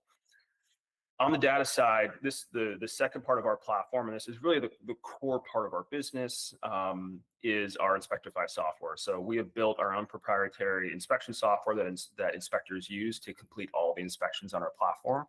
And that allows us to, one, create consistency in the data. And you'll hear me use how important data is for inspections over and over on today's talk, but it's really critical for us to be able to control that experience. So when an end client gets results back from us, it's consistent and uniform. And by owning our own inspection software, we're able to do that. We also can create bespokeness in the scope. So what a retail investor needs from a home inspection compared to Invitation Homes, compared to a property manager, compared to insurance carrier, these are all very different things. And the industry has historically been fairly inflexible and be able to support those. And our platform is built with that in mind, where you can dictate exactly the data you're trying to capture. We build uniformity around it, and you can build a process and a workflow around that. The second thing that it allows is all that data lives in our software. So you now can consume that data through an API. So if you're doing high volume inspections, you don't have to live in the world of reviewing reports in a PDF. You can actually make decisions programmatically and be more efficient. If you're hearing an overarching theme here, it's all about speed. How can you get there faster, make a decision faster? And our software helps enable that. And then finally, the last two are kind of buckled together, and I'll be brief on these so we can get to the meat of the presentation, which is a lot of what we've done over the last 3 years is once you have that inspection data, there's a ton of workflows that need that data.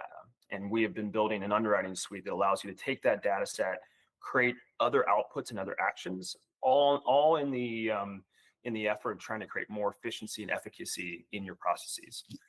So we have software that allows you to generate a cost of repair, or a scope of work, cost to renovate, to be able to automate how you get to that point faster. We acquired an appraisal technology company earlier this year that allows us to convert the inspection product into a valuation product. So it's all about like workflow software that happens post-inspection being captured. So that is a high level on our business, a bit of the different modules around it. I put this slide up as this is a good example of like my journey, my first experience buying a home and how we thought about the business. So maybe I'll take you back 15 years when I bought my first investment property. I was right out of undergrad.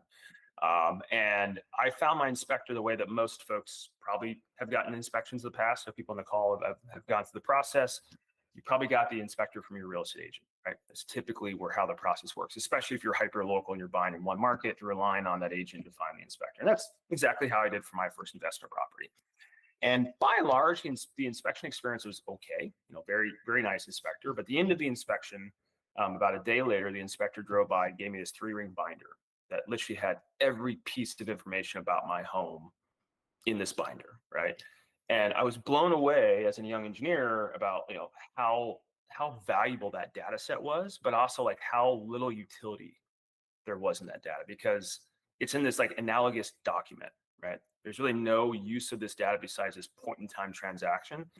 But it kind of got my wheels thinking like, man, if I could find a way to structure that data, there's so much efficiency I'm sure you could drive, right? And what really reinforced that point is about a week after I did my inspection, my lender at the time sent an appraiser back out to the home. And that appraiser captured a very similar data set that was in that binder. And then I closed on the home, and a week later, my insurance agent or my insurance carrier sent out an inspector to capture data on that property. And it was in that binder already. And then I started renovating the property to be able to rent it. And I started having contractors out, and contractors captured a very similar data set that was in that binder. And really, like that is I think where if you think about the subject of today's conversation around like tech-enabled property inspections, there's a lot of cool stuff you can do to enable like mobile inspections and using AI to be able to capture more data. And we're doing a lot of that stuff today. But the core thesis on how inspections can drive efficiency and efficacy in your workflow as investor comes down to one very simple point: structured data. The more that you can have consistent data earlier in the process, the more that it can influence and drive speed and efficacy throughout the rest of the process. So I'll kind of talk through those 3 different visits that happened to my property after the inspection and how you can think about data playing a role within that, right? So if you think about a typical real estate transaction, you do that property inspection as part of your inspection contingency. As soon as you clear that inspection contingency, that's when your lender is going to trigger the appraisal. They're not going to do the appraisal before that, because it costs $700-800, and like they're not going to waste money on appraisal and waste your money on appraisal if you're not going to move forward with the deal. But the appraisal is really broken down into 2 components. It's broken into an inspection and then an actual writing of the appraisal report. And by and large, that inspection that happens when you purchase the asset, when you're doing the diligence in the asset, already includes the majority of the data you need to do the appraisal. And so if you're not doing it today, depending on which lender you work with, a lot of lenders, including I think Dominion, who's on this panel today, have been accepting what's called a hybrid appraisal. And a hybrid appraisal takes somebody else's inspection report. Instead of having the appraiser go out to the home, it uses another inspection report and then marries that with an appraiser to be able to complete the appraisal report. And the end product can be better, faster, cheaper. It could be faster because you already did the data, you don't have to go back out to the house. It could be cheaper because you're double dipping on the data set. And it could be higher quality because it removes a lot of bias that could happen during the appraisal process. And it allows the appraiser to focus on what they're actually good at doing, which is appraising the property as opposed to driving and capturing photos, which is much better for an inspector to do, right? So that's a great example on how you can be more competitive in terms of how you think about acquisitions. Is like, if I can do my inspection and appraisal in 5 days in one contingency, as opposed to doing inspection contingency and then doing appraisal contingency and then doing a financing contingency, the more that you can compress those down, the more competitive and efficient you can be in the real estate transaction. So a lot of that is focused around how can you better position your offer to be able to complete that faster. To give you a real-time example, I put an offer in on an investment property yesterday up here in Seattle that my wife and I are going to develop. And we do this in all of our investment properties. We wrote the offer with a 2-day general contingency. And that general contingency, I'm going to do inspection, I'm going to do appraisal, and I'm going to build a scope of work all within 2 days. Right? Still cash offer. I can be competitive in investor perspective, but I'm still doing that contingency so I get my diligence done. But at the end of the day, like the seller will have certainty in 2 days. And I can do that because I've compressed timelines significantly by, again, leveraging the data set from the inspection. Let's go to the second visit that happened when I bought my first investment property. The insurance carrier sent out an inspector to take a look at the property. For folks that have been investing for a while, like myself, you probably realize how significantly insurance costs have changed the last 10 to 15 years. It used to be kind of a rounding error in your cap rate analysis. It used to be a rounding error in your pro forma and your IRR, your ROI. It is literally make or break if you're making money now, depending on where you're buying a home. If you're buying an investment property in Florida, like one of the first things you should be doing is figuring out what the insurance cost is, because like that is almost more impactful than the rent rate, more impactful than the interest rate, more impactful than what potential appreciation could be. And it actually connects to all of those, right? Like if you actually can't get insurance, you can forget about financing, and you can really think about how it's going to impact the appreciation, right? If there's less buyers that can purchase that asset, less people are going to be able to, less appreciation will happen on that home as you just have lower demand for the same amount of supply, right?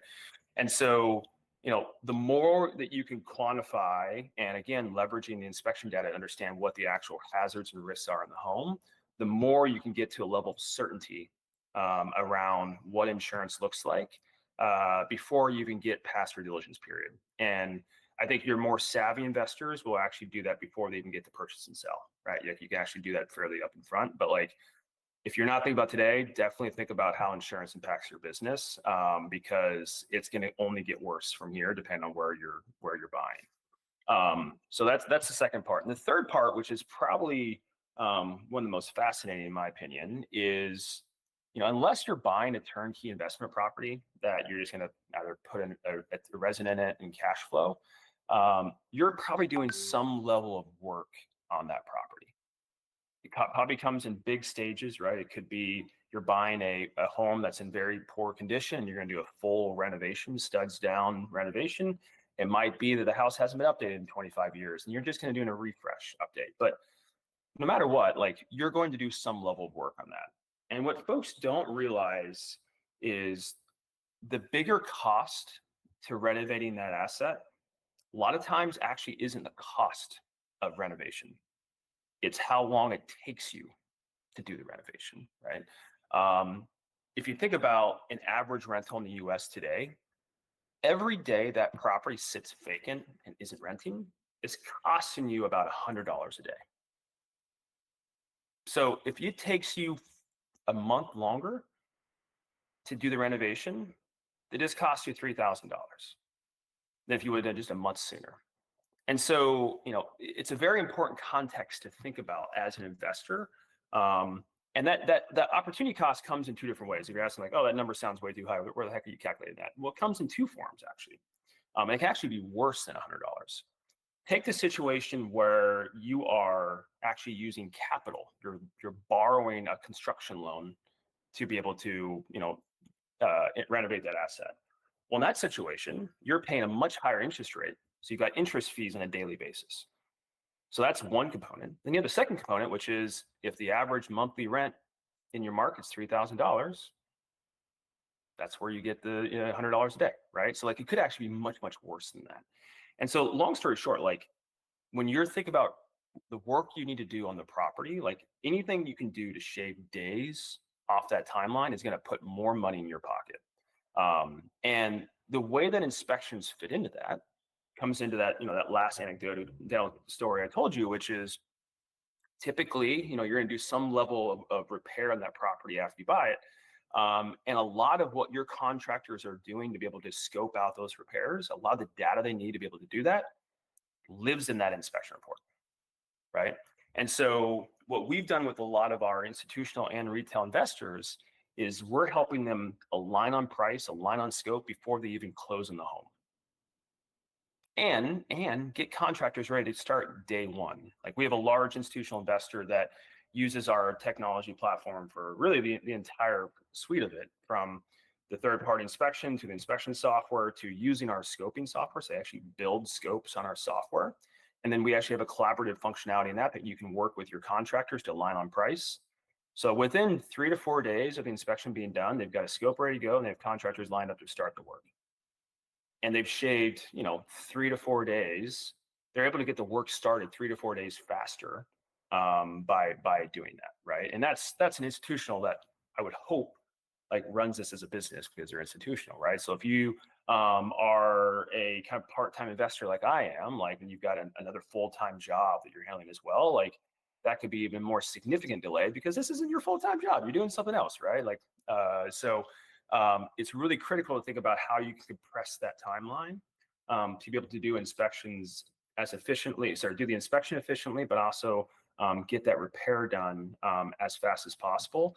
I'd also say the other thing that's important too is that it comes down to like the actual price of the repair.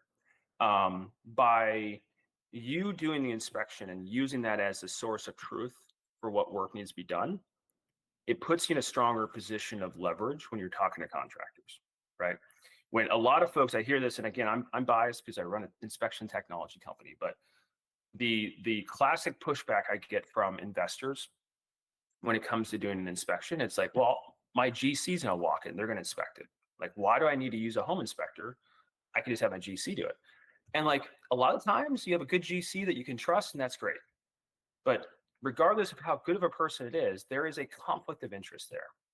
What they document and what they build out, they make more money regardless. They're making more money the bigger the project is. And so like maliciously or non-maliciously, like there's an incentive for them to have a larger budget because they can make more money, their crews can make more money. And so a lot of times we see our investor clients using the inspection as a trust but verify, which is like, I'm gonna get this data from me. You can go do your walk as well, right? But when you come back with a quote to do the work, I've got foundational source of truth to be able to compare that back to and have a position of power to leverage against it.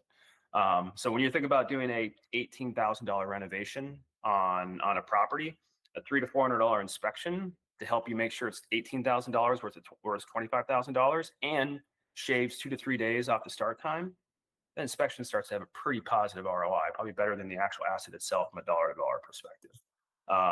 So those are a couple of themes to think about in terms of how the inspection can fit within your workflow, how it can drive efficiency in terms of how you think about inspections, and how it fits into the real estate transaction.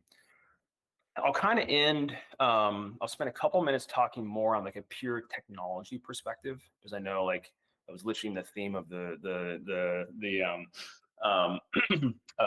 the topic. So I don't want to skirt that at all. And then we'll kind of end up with some questions because I think we're getting close on time.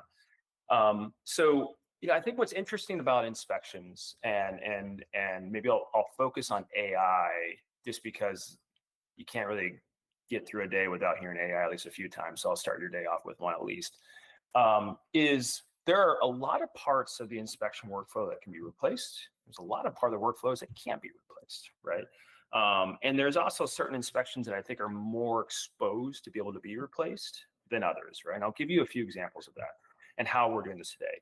We, over the last year, have developed what we call BeVier, which is our AI workbench. It allows us to take more and more of the workflow of the inspector and automate it using AI.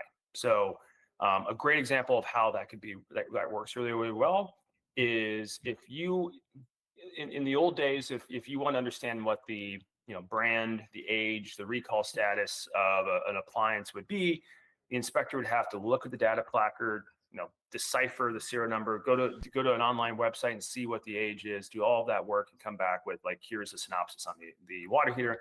And that might take them 20 minutes to do, 25 minutes to do, right? If they thoroughly do the research. We have developed technology that all they do is take a picture of the data placard and we do everything else. We just need a photo, right? That's a very easy and great application of artificial intelligence where I have mountains of tradable data on data placards because I've done millions of inspections. And it's a very constrictive logic that you can build around. And so that's a great application where the inspector now can shave minutes, if not hours, off their inspection, because I can remove a workflow from it, and they can focus on things that are much harder to do with AI. And so let's talk about a few of those. The one that like we're developing models for, but it's going to take us the longest to get to, is when you get to very acute issues. If you think about how artificial intelligence, maybe I'll focus on large language models because that's what everybody's using today, GPT, Gemini, Claude, yada, yada. How those work is you give it a ton of trainable data, and it's effectively a predictive model to tell you what the next step, what the next word should be, what the next image should look like, right? It's a predictive model, and it's predictive on having these mountains and mountains and mountains of data, right? And if you go to ChatGPT today, or Gemini or Claude, whatever your favorite one is you use, and you take a picture of a kitchen, it will probably do a decent job of telling you what the countertops are. It will do a decent job of telling you if it's stainless steel appliances. They'll do a decent job of telling you what the floor materials are. It will even be able to tell you if like there's some, cracks in the wall or small blemishes, right? It does an okay job at that. And the reason why, and folks probably know this, is all the big LLMs have scraped all the MLS data that exists out there, and they train on all that MLS data. So you can think about like 4 to 5 million transactions a year, probably 6 million listings every year, each listing having 40 photos, maybe 30 photos to be, that's 18 million photos a year. Am I doing math right? No, that's 180 million photos a year that they can train upon. It's a massive, massive data set. But think about what's not in those photos. If you're a good real estate agent, you're not taking a picture of the crap in the attic. You're not taking a picture of how bad the roof is. You're not taking a picture of, the issues in the appliances, right? You would never do that. And thus, that is where LLMs start to fail. If you're looking to be able to determine the ugly of the home, i.e. the job of the inspector, it's actually really, really hard to use an LLM off the shelf to be able to do that because they just don't have the data to train upon it. And that's where like our core technology steps in, is like we do have that data, right? We actually have, every month we generate 10 to 20 million structured photos of issues around the country. And when you say, hey, I want to be able to determine a model to tell me if there's a horizontal crack in the foundation, like we can deploy that model in a matter of minutes because we have massive data around it. And so AI as a wrapper, is not good enough for those types of issues, but what's called a fine-tuned model or a traditional computer vision model with enough trainable data can solve for that. But then I'll end on one, and Jose, maybe do me a time check. How am I doing on time? Am I okay? Okay. Cool. Okay. Thank you, Josh. So, I love how AI is getting more in Ode Ode, and how it's improving, and how, as you shared with us, it helps us a lot and now in this world of the real estate. You as an investor, as you said, I think the most important point of view is like now you have this. I not say easy, but just a more easy way than before to have a lot of information, right? So Natalia asks, with all the information you're putting on your platform, can you collect or can be directly collect and feed into automated valuation models, or how this works on your side? Yeah, we didn't really talk about it a lot today because my focus was on inspections, but I mentioned briefly that we acquired a appraisal technology company earlier this year. Okay. And with that acquisition, we acquired a very unique valuation software called Toolkit that is, at surface level today, is a software that appraisers use to write an appraisal report. But it's based upon all three methodologies of appraising. And this connects to your AVM question, so hopefully I'm not embellishing too much, but most AVMs, if not all AVMs besides a few today, do valuations based upon the comparable sales method, which is you look for similar comps and you're gonna make adjustments to that based upon how similar those comps are. And by and large, if you are buying a house, if you're valuing a house in the suburbs of Dallas-Fort Worth, that model is gonna be okay because there's a lot of comps that can tell you that. If you are buying a house in rural Tennessee, that thing is gonna be completely wrong because there's no comps. It will be completely wrong, right? And that's where the other methods of appraising actually step in. So the core technology that we deploy is called the cost approach. The cost approach basically says, what's the value of the land and what's the value of the improvements. If you add those two together, you now have the value of the asset, right? And so that can work in a vacuum. You don't need comps for that to work, actually, fairly well. And so to answer your question directly, yes, we don't feed it to other AVMs. We feed it into our software, which I wouldn't say is an AVM yet. Okay. It's getting there. But I will say, like, that idea is not unique to Inspectify. I think there are other AVM providers that will feed property inspection data into an AVM to make adjustments. It's still kind of seen as a black box. You don't really know what the inputs are, then that's kind of confidential. And part of what we're building is we want to make it super transparent.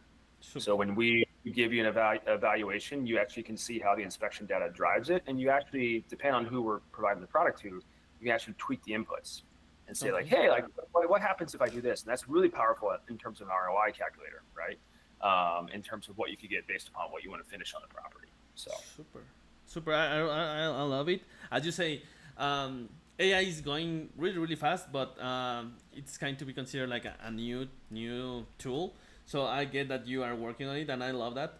So Jean asks, for portfolio investors going out of states, do you offer reliable remote virtual inspections? He asked like a 3D model, but I think you shared like you have a lot of information of photos, right? So it's in this moment is something real, or it could be something real in the future to have like this 3D interaction. Yes, we do have. We don't call it 3D, we call it photosphere. And we have been developing it. I would say like our core thesis, going back to what I mentioned before, was like, if you don't get in the home fast, it doesn't really matter. Yeah. And what's the challenge with a lot of the 3D mapping software today is you need hardware to be able to do it. You like the photo scan, and like there's just a lot less people that have that hardware. And so like it's hard to have industry best SLAs when you need hardware to be able to support it. And so we've been patiently waiting and developing for modern mobile devices to come with LiDAR, so we can build, what we think is the best 3D mapping software that doesn't require hardware. And so we were starting to roll it out. We do have the ability to create basically a 3D rendering that doesn't require hardware. It is in beta, I will tell you that. We only have a couple clients using it, but we do have offer that ability. I will mention though, depending on the use case of what you're doing, I would argue that 3D model is actually not good for underwriting a home. Okay. It's actually very, very, very inefficient to do it. Because if you think about it, and we had clients in the past that were using Matterports to underwrite homes, and what we gave them in return is a floor plan and very structured data and acute data on where they should focus energy. Because if you're trying to build a scope of work, you don't want to walk through the home and look for the issues, right? That's really, really inefficient. You want to get a bullet list of all the stuff that's wrong, so you can tack through it and almost automate it, which is what parts of our software does. And then there's some benefit to a 3D rendering in terms of like flow. Mm-hmm. If you really think about a large high-end remodel and you want to like redo the flow, like I can understand that for if you're not there to see it. But if your base SFR investment, a floor plan with very structured data is significantly more utility, in my opinion. So, and I'm obviously biased, so. Yeah, for sure, because you attack direct and you have all the information in one stop. And I think the 3D model is just only for trying to get it more real, right, in your mind. But I really agree with you that it's more comfortable and it's more efficient to have all the information there. So, I would say it's great for marketing. And I think that's what people get confused. It's like, oh, can you do the 3D render? It's not because they need that to underwrite. They need that because the listing may come with one. And they want to be able to better see the property like from a field perspective. So it's great for marketing. I would tell you by and far, like it's the best product out there for marketing a listing. Yeah. Okay. Josh, thanks for sharing all the information with us. I really appreciate your time and really like the presentation. Do you want to share with us where we can find you, how we can find you, any social medias that you have personal and for Inspectify? Yeah, so websites is Inspectify.com. We also have our appraisal brand, which is appraisify.com. They're both linked together, so you go to one, you can find the other. If you folks have questions, you can reach me simply at josh@Inspectify. I'm happy to answer your questions folks have, or if you're interested in exploring more on the product side. And then we're probably most prolific on LinkedIn, so go check us out on LinkedIn. You can follow us for all of our new updates. And that's the easiest way to find us. But find us online or shoot me an email. Perfect. Thank you, Josh. Thank you for your time. I really appreciate it. We'll catch you later. Thank you so much, everybody. Appreciate it. Thank you. Bye. Bye. So, chat, please remember to subscribe. The link is just there below in the description area. We're going to send all this information via email to the registration that you made it. So please remember to register. We're going to send all these presentations, and two, we're going to send there the list of the speakers so you can reach them and ask any question you have any further. So we're going to jump to our next presentation. So it's Jack BeVier from Dominion. So we're going to give it a little bit of 2 or 1 minute to prepare. In the meantime, please remember to share the stream, and we just jump back in a moment.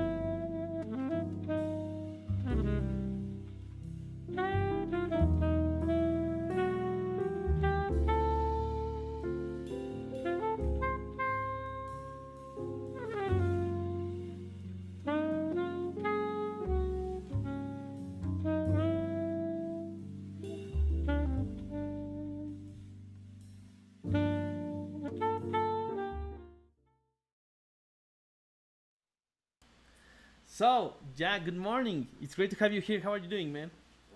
I'm doing great. Thanks for having me. It's a real pleasure. No, it's a pleasure for me. So, can you share with us a little bit of your background? Who are you? What are you doing here? How do you get here? Yeah, sure. So my name's Jack BeVier. I'm a partner at the Dominion Group. My partner Fred started Dominion back in 2002. I came in 2007 doing acquisitions. And so we've been building the company since then. We have a couple different companies. One's a real estate platform that buys distressed single family and multifamily residential opportunities in the Baltimore metro area. Figure we buy about 100 houses a year, fix them up and either rent them or sell them to new homeowners. So we have a rental portfolio that we manage.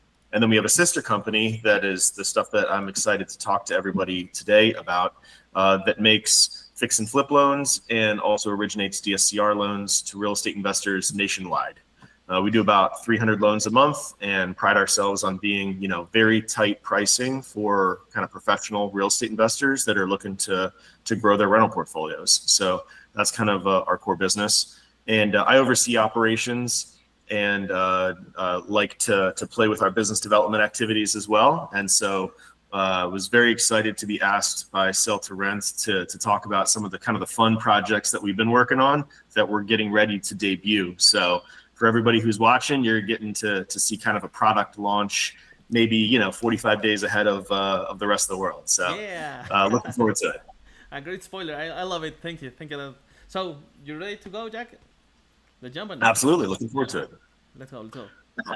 All right, cool. You need me to share my screen, yes? Yeah, for sure, please. All right, here we go.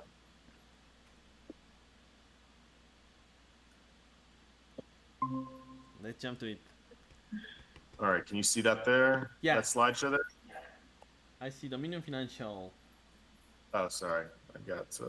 I No apologize. worries. I shared the wrong screen. No worries. Let me just. There we go. There we go. Sorry about that. Now there we go. Ready to go. All right, sounds good. You can see the slides there? Yeah, for sure. Wonderful. All right, so I just gave my intro, so that makes that one easy.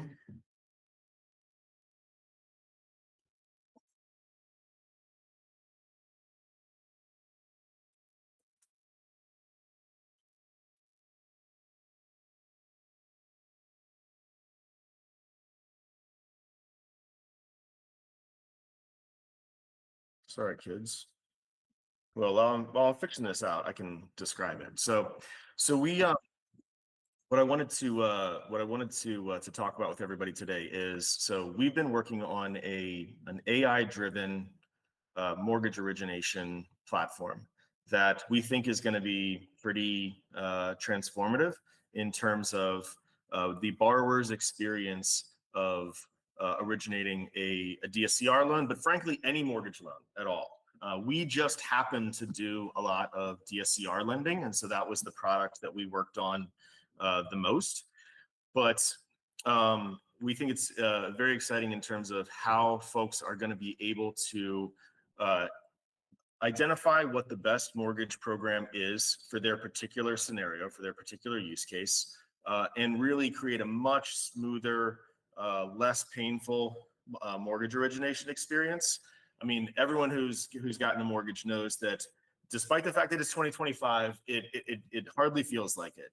You get a doc request, where people ask you to gather a bunch of documents that you haven't seen in the past, 12 months, and you got to go dig up and find that stuff.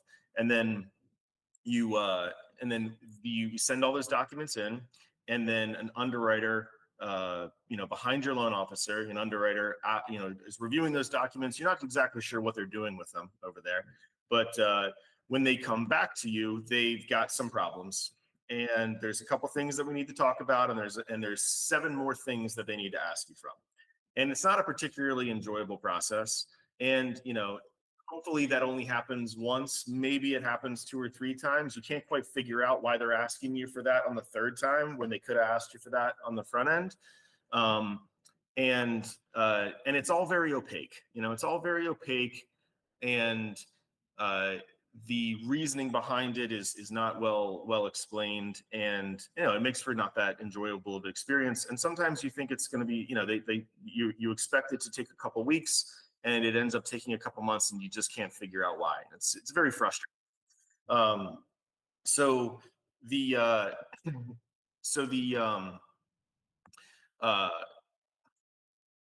thing that we've been working on is a system that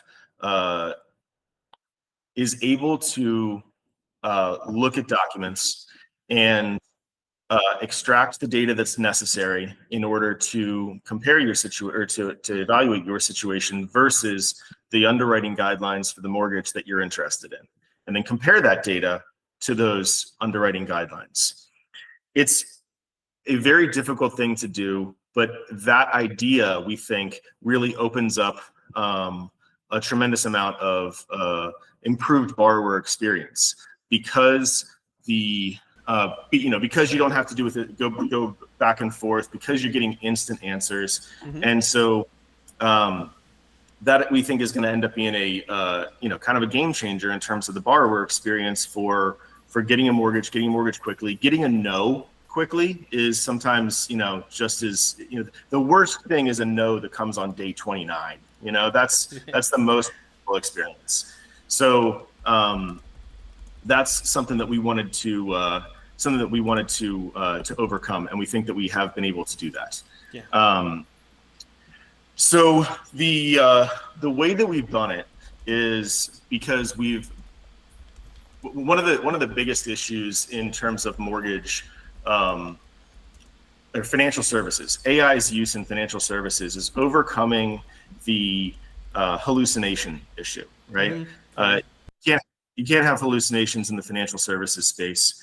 And one of the things that we found is that in trying to achieve this goal, was that if you teach a model how to do something, people's general approach to AI, I think, has been, hey, I wonder if I can teach it how to do my job, mm-hmm. or a chunk of my job, right?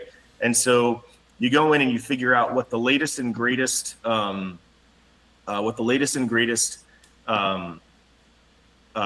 model is, and you start prompting it and teaching it how to do portions of things that you'd like it to, that you didn't have to do anymore.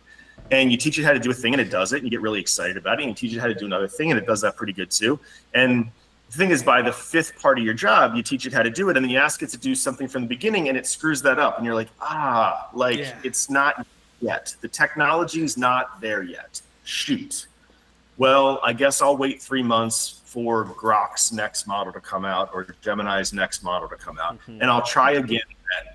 And you put it back in the drawer and you go back to work the same old way that you've been working before. And maybe you have it up there on your other screen as a co-pilot, or maybe you create a chat bot, or you ask it to do, get some quick answers, and that's great. And it's a wonderful use case, but you're still doing your work the same way that you've always been doing your work. And I think that people I think that's a mistake. I think that approach is a mistake, because what we've found is that if you teach a model how to do something in a very narrow category, it does it perfectly. It does not hallucinate.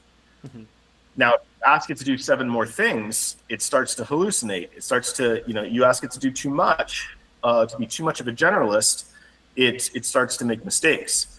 But if instead you said, you know what, I'm not going to ask that model to do something else. I'm going to create a new model, and I'm going to ask that model to do something very narrow. And then I'm going to create a new model. I'm going to ask that model how to do something very narrow. And you do that for all of the component parts of whatever your job is, it will do those things perfectly. Then the task becomes, how can we orchestrate, how can we get all of these models to work together, to spit out their answers, and have other ones take those answers and do the next piece of the logic in terms of, the decision tree in terms of what you want the work product to end up being. And this is a quick version of explaining how we've been able to achieve what we have. Is that's really what we have. We have models that we have trained how to do every little component of the mortgage underwriting process and orchestrated them together such that from the borrower's experience, it is they're just getting the answer, right? Like it just spits out the answer to you. And so we think that architecture has been able to overcome the hallucination issue. It's a heavy lift to do what I just described. It is not vibe coding at night while watching Netflix. It is like rainy day Saturday, 2 pots of coffee, and like just, data dumping everything that you know into these models. But the net result of that is that the thing actually does real work. And every new model version that we're seeing come out, this process becomes better and more efficient and a little bit easier. And we think that it's just kind of a mind shift from an approach perspective. We've applied it to the underwriting space, the underwriting loans space and processing loans space, because that's what we do every day. But I wanted to share that methodology with everybody because I think that methodology applied to whatever you want to accomplish in your day is a successful approach to getting AI to actually do real work right now with the existing models that are already out there. So it's not a silver bullet, hey, I'm going to knock this out tonight kind of thing, but it's, but the idea is to like dump the IP of everything that you do, all the best practices that you do into a set of models that are orchestrated together, and you can actually get like real work done that way. I really love so that. So sorry for like nerdying in the weeds there. No, I really like it because, as you say, people whatever see a chatbot and say, hey, great, AI, it's really easy to put that. No, as you say, you have to orchestrate a lot, and I really want to push this on the conversation because people can realize all the work you do behind the scenes on the Minion, right? To have all the pieces together. It's not just to, hey, please, hello, my name is Jose, please give me this. No, you have to prompt a lot behind. You have to make these connections across, let's call it agents, and orchestrate all. And I really appreciate that you share all with us because it's not just pizza, right? You're working really hard behind it. So I love AI, and thank you for giving this approach.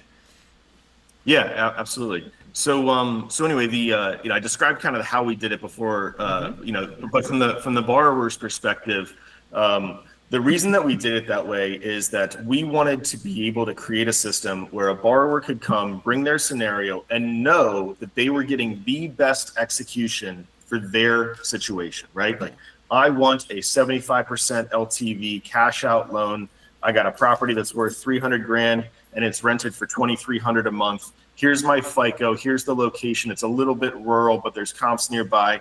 All the, there's a condo association that's got a little bit of delinquency. Throw whatever kind of hair you want to on that particular situation.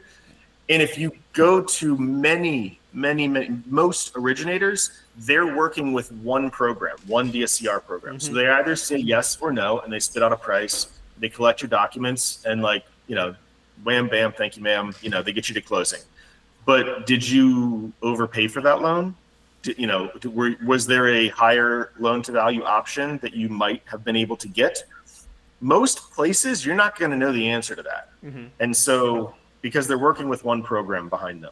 So you think about working with a broker, because you're like, hey, if I go to a broker, then I will get access to lots of different programs. In theory, this guy is going to shop around and make sure that I'm getting the best execution. What we've tried to set up is kind of the best of both worlds, where when you come to Dominion, we are working with every DSCR program that is available, and we've got all of their pricing engines in the background, all of their guidelines in the background. And what the AI is allowing us to do is take your scenario and instantly price it against all of those programs and compare your specific documents, your particular operating agreement, your particular condo questionnaire, your particular lease, and compare those documents against all 12 of those programs' underwriting guidelines, which is logistically impossible to ask a human to do, right? Like, it's just not feasible to ask humans to do that. I'm going to compare your set of documents against, one set of underwriting guidelines is 150 pages. You want me to compare it against 1,800 pages of underwriting guidelines? It's just not practical, right? So, but with AI, it is, right? Like, that no longer, a human scrolling through PDFs is no longer the gating issue, no longer the gating item. So yes, we can make sure that for your particular set of documents, we have compared it against all 12 of those underwriting guidelines. We know what the pricing is for each of those programs, and we know that you out of the gate comply with these 3 programs, and here's your pricing options. And with this other program, there's 2 things that we'd have to see if we can figure out. And this other program, there's 3 things we'd have to figure out. But by the way, if we do, we can get you a quarter point better in terms of the rate. And that's where the human comes in, right? Because what the AI does not do is develop a relationship or any kind of creative problem solving. So there is absolutely a need and a place and a need for humans in the mortgage underwriting and mortgage closing space. But it is not scrolling through PDFs. It is through working through those problems and identifying creative solutions to those problems, such that we know that we're getting the best execution for that customer, for that borrower.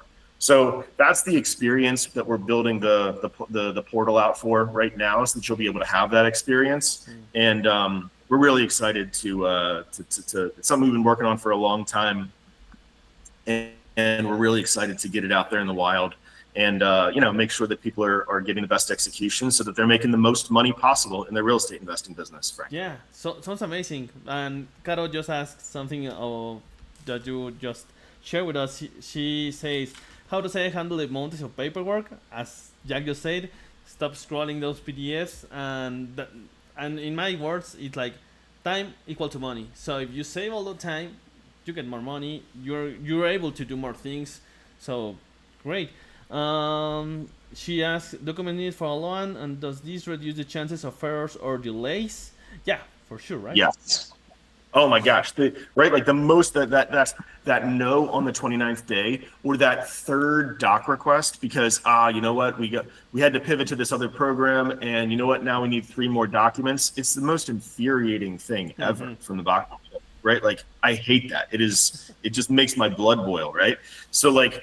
And hey, when you have a human in the loop on the front end scrolling through 150 pages of PDFs and reading the 97 pages of PDFs that you provided them, look, we're all human, man. Like, I make mistakes, every single day. Yeah. So like, it's gonna happen from time to time.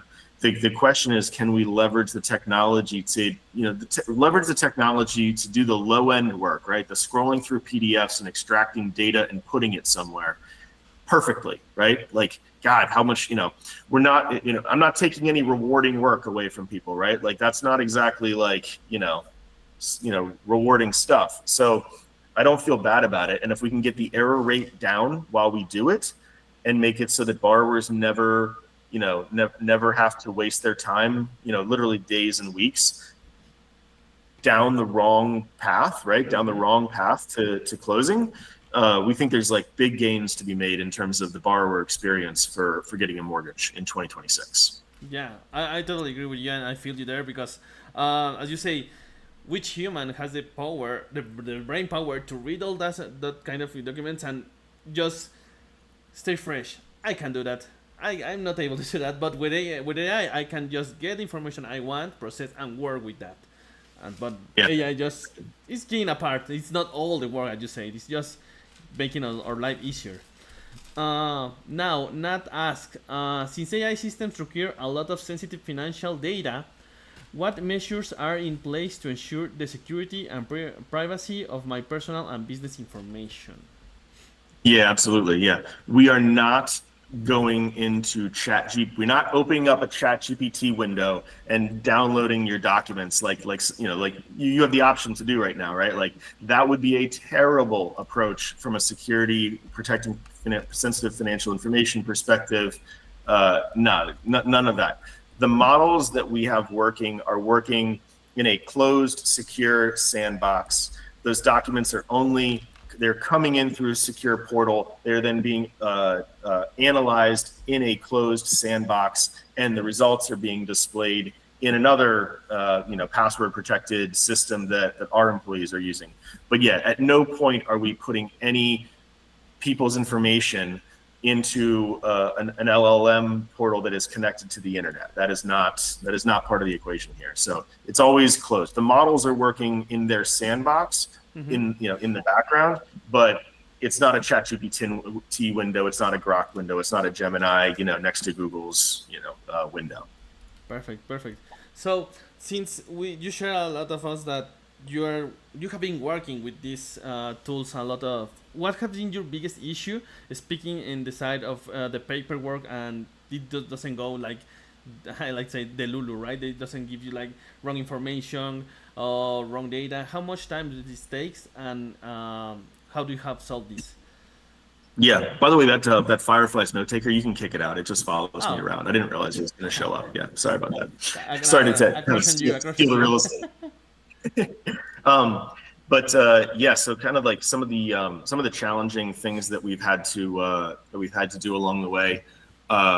Figuring out the architecture was a big jump. That was a difficult step. And as the models have changed, not all the models are created equal, right? There's not a best model, right? That's not a thing. There's not a best model. They are good at different things. They are tuned differently. They are trained differently. And in the aggregate of originating alone, there's not one best model for that. There's actually, what we have found, many different models. Different models are better at different kinds of tasks. And even to be more precise, and you can tune the models, right? You can make them more literal. You can make them more creative. And so models tuned differently end up being optimal for different tasks. So there's a combination of probably 8 different models with 20 different tuning settings set up such that we think that it does the work to get to better than human at extracting and analyzing this data. So that was like an interesting, and every model that comes out, we're swapping the new ones in to see if they're more performative than the old version tuned. And we're always trying to tweak it to make it better and better and keep the hallucination rate down to 0 and the results as informative as possible. So that's one aspect of it, I'd say. Another is just so we build a tool that we're like, hey, we think that it does this thing, right? This one little task, right? That's how it's all built, one task at a time. We think we've built a model that can do this task well, and we give it to our team who is doing that task as one of the 93 things that they do during the course of the day. And so as they perform that task, they would get a result. They would, go through and they'd be like, hey, here's the answer. And then they'd ask the model to do the same work. And we'd compare the results. And sometimes it's the same and sometimes it's not the same. Sometimes the model caught something that the human didn't. Most time during training, and the human was catching something that the model got wrong or didn't quite give out the answer that we knew we wanted, right? That became a feedback loop to the training team. And that was just an iterative process of tens of thousands of iterations of figuring out how to get it to give us the answer that we knew was the right answer every single time. And so that led us down to like untold number of rabbit holes in terms of figuring out the optimal way to prompt something, switching out models, tuning those models, refining the prompt. Hey, refining the underwriting guidelines, right? Because if you have vague words in the underwriting guidelines, well, then when the model is reading it, just like a human reading vague instructions, sometimes it just gets confused, not because it got it wrong, but because you kind of wrote kind of crappy instructions, right? You wrote vague instructions. So we've had to, attack the accuracy issue at every data point, at every connection point. And it's been a big iterative process to find all of those and find all of those points that needed tweaked along the way. Totally, I totally get you there. So Nat asked then, what is one major challenge AI will bring to residential real estate investors financing in the next 2 or 3 years that we should start preparing for today? One major challenge? Yeah. Man, I don't know. I think it's a good thing. I'm really excited about it. As a real estate investor myself, it's the opposite for me. I'm like, God, this is going to make it so much better. Like, I loved when the DSCR loan came out because I'm like, man, if I can never have to work with these local banks again, that would be amazing, right? Like, by the way, we're all spoiled rotten in the past 5 years here, right? Like, prior to 2021, we all had to go to the local bank to get a refi on our investment property. And they ask for a proctological, they're calculating your global debt service coverage ratio. They ask you for 93 documents. You got to get on the phone with the credit analyst who's not quite sure that you're making enough money for them. Like, it was a problem, right? Like, it was a huge gating issue in terms of being able to build a rental portfolio. And then the DSCR loan came along and made it so that if you had a FICO, a deal, and clean docs, you get a loan, and it's been, and it's less than 30 days, like all the time now. Like 30 days should be no sweat. Shorter than that for sure. And I think this is another step change. I'm like, and now I don't even have, because there's nothing that requires, there's no work that takes 30 days, right? It's not as if there's 30 days of work happening. There's like 20 hours of work that's happening. Like that it's just happening in, not sequential, not in parallel. It's just, it's 20 hours and like, not in parallel, right? But that's what's amazing about this, in my opinion, is that 20 hours of work is being done by machines. And by the way, it's done in 3 minutes, right? Like, you upload a full file that you think is like, hey, this thing's done. It takes us 3 minutes to say yes, no, and if no, here's the whys behind the no, so that we can then move forward 3 minutes later, not 2 or 3 days later, which is what was typical right now. Is like, you send in another doc and then you wait 48 hours to then get back to you, and then they ask you for 2 more docs, and then you go find those two more docs and you send them in, and then you wait 2 more days, and all of a sudden we've spent 30 days. It shouldn't. There's just not that much work that needs to happen. And when the AI is doing the scrolling through PDFs and comparing and extracting and comparing data, I mean, we think that DSCR closing timeframes are going to be 1 week. Like, you call on Monday, you close on Friday. Like, you call on Monday, you put the title order in, we're closing on Friday. So that's what we would like to get to. I feel confident that we're going to get there in the next just couple months here, as we really, as we build out the platform that will be able to walk borrowers through this entire process. And so I think, the challenge will be that it's easy to get a DSCR loan, so everybody will be able to get a DSCR loan. That'll be the challenge, maybe, is a little bit increased in competition for those folks who do have deals. They'll be able to move their money faster. So anyway, that's my perspective on it. I'm very excited about it. Yeah, I know you're going to accomplish it, because, as you say, the most easy way to call it is you're going to save a lot of time. As you say, no 30 days. It's only 20 hours of real work. But yeah, in the human to human transaction, you lose a lot of time. And as I said before, the human brain has like this point of just focus certain amount of time. AI has the superpower to do it all the day, right? You turn off your computer, your computer is not say, "Hey, I'm tired, please let me rest." No, they can proceed going. So I think that's the most powerful thing of AI, and I think you're going to reach there. I'm totally sure of that. So, Nat, do you offer a tool with AI so that we can calculate the ideal time to refinance? Sorry, say that one more time. Yeah. Do you offer a tool with AI so that we can calculate the ideal time to refinance? Tool to calculate the ideal time to refinance isn't it as soon as possible? I mean, different programs have different like seasoning requirements, which I'd hope to be able to get rid of that as an issue. If you buy a property and you renovate it quickly, and you're going to get punished for being a really good renovator that gets in and out of a project in 30 days. That seems strange. I understand why. It's like a fraud prevention issue, right? They're trying to prevent flipping. Flipping in terms of added no value and sold it for a higher number, right? Mm-hmm. But right. It's a pretty brutal, like rough. That's a sledgehammer trying to instead of a scalpel in terms of accomplishing in terms of risk management.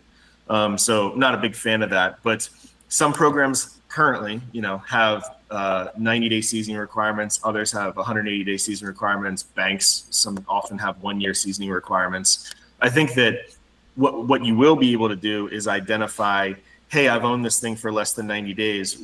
Which programs will allow me to refinance on that 91st day? And am I paying more for that program, or am I not going to pay more for that program? Right? Mm-hmm. Like, hey, I'm going to get a 6.25% rate. If I wait 6 months, they're going to charge me 6, but you'll be able to know, like, hey, with a program that has a 6-month seasoning requirement, that's 6.25. The 90-day seasoning requirement, that's 6.5. And so you'll be able to do the math in terms of understanding, like, hey, is it worth me carrying this property for 3 more months at my hard money rates, right, at my private lender rates, versus just paying the extra quarter point for the 10 years I think I'm going to hold it, the 30 years I think I'm going to hold this loan. And you'll be able to quickly do that math and know all your options up front, right? So what I hope is we don't create something that turns into paralysis of analysis, because you will know all of your options. Mm-hmm. But I think we should be able to filter it down to nah, it's going to be 1, 2, 3, or 4. But that seasoning difference is an important, it's just a math equation, right? Of hey, can I get out quicker at a higher rate, or if I hold the thing longer in the meantime at higher carry, but I got a lower rate in the long term. And yeah, that's just arithmetic, so that'll be easy to put in there. Super. Jack, we're running out of time, but thanks a lot for being here. Thanks for all the information you shared with us and all the background you shared with us. I really appreciate all of it. So do you have any social media? I don't know, you have a podcast, anything you want to share with the audience in this moment? Yeah, sure. Appreciate that. So our website is dominionfinancialservices.com. I do have a podcast actually that I co-host with my good friend Craig Fuhr. It's called realinvestorradio.com. If you go on any of the podcast places, or if you just go to www.realinvestorradio, or on YouTube. And we do, we try to spend our energy talking about higher level content that's focused on active practicing real estate investors. So it's not intro to anything. We assume that you're doing deals and you're thinking about, hey, how do I scale? How do I manage risk? How do I manage cash flow? How do the capital markets work? A little bit more advanced practitioner topics. And so we have a lot of fun on that. So if anyone wants to check that out, we'd love to have more followers. Perfect. Thanks a lot for being here, Jack. I really appreciate it. As I told you, I'm a big fan, so thank you for your time and share this space with me. I really appreciate it, man. Oh, my pleasure. Thanks a lot. And really enjoy the panel that you guys have put together today. I'm looking forward to chatting with everybody later. Thanks a lot. See you later. So yeah, chat, thanks a lot for being here. We're going to jump on our next presentation that is coming up next. So I know you are here a little bit exciting of what is coming up next. So please remember to share the live if you want to share the information so to anyone you know that may find this information interesting. And of course, please remember to subscribe there in the comments area. You're going to find a link, click it, and please subscribe. We're going to share all the information that is being put out here, and we're going to share all the information from the speakers too. So please feel free to subscribe. It's totally free. And then we're going to jump to our next presentation. Just give us a little minute to prepare for Alex for his presentation. We will be right back.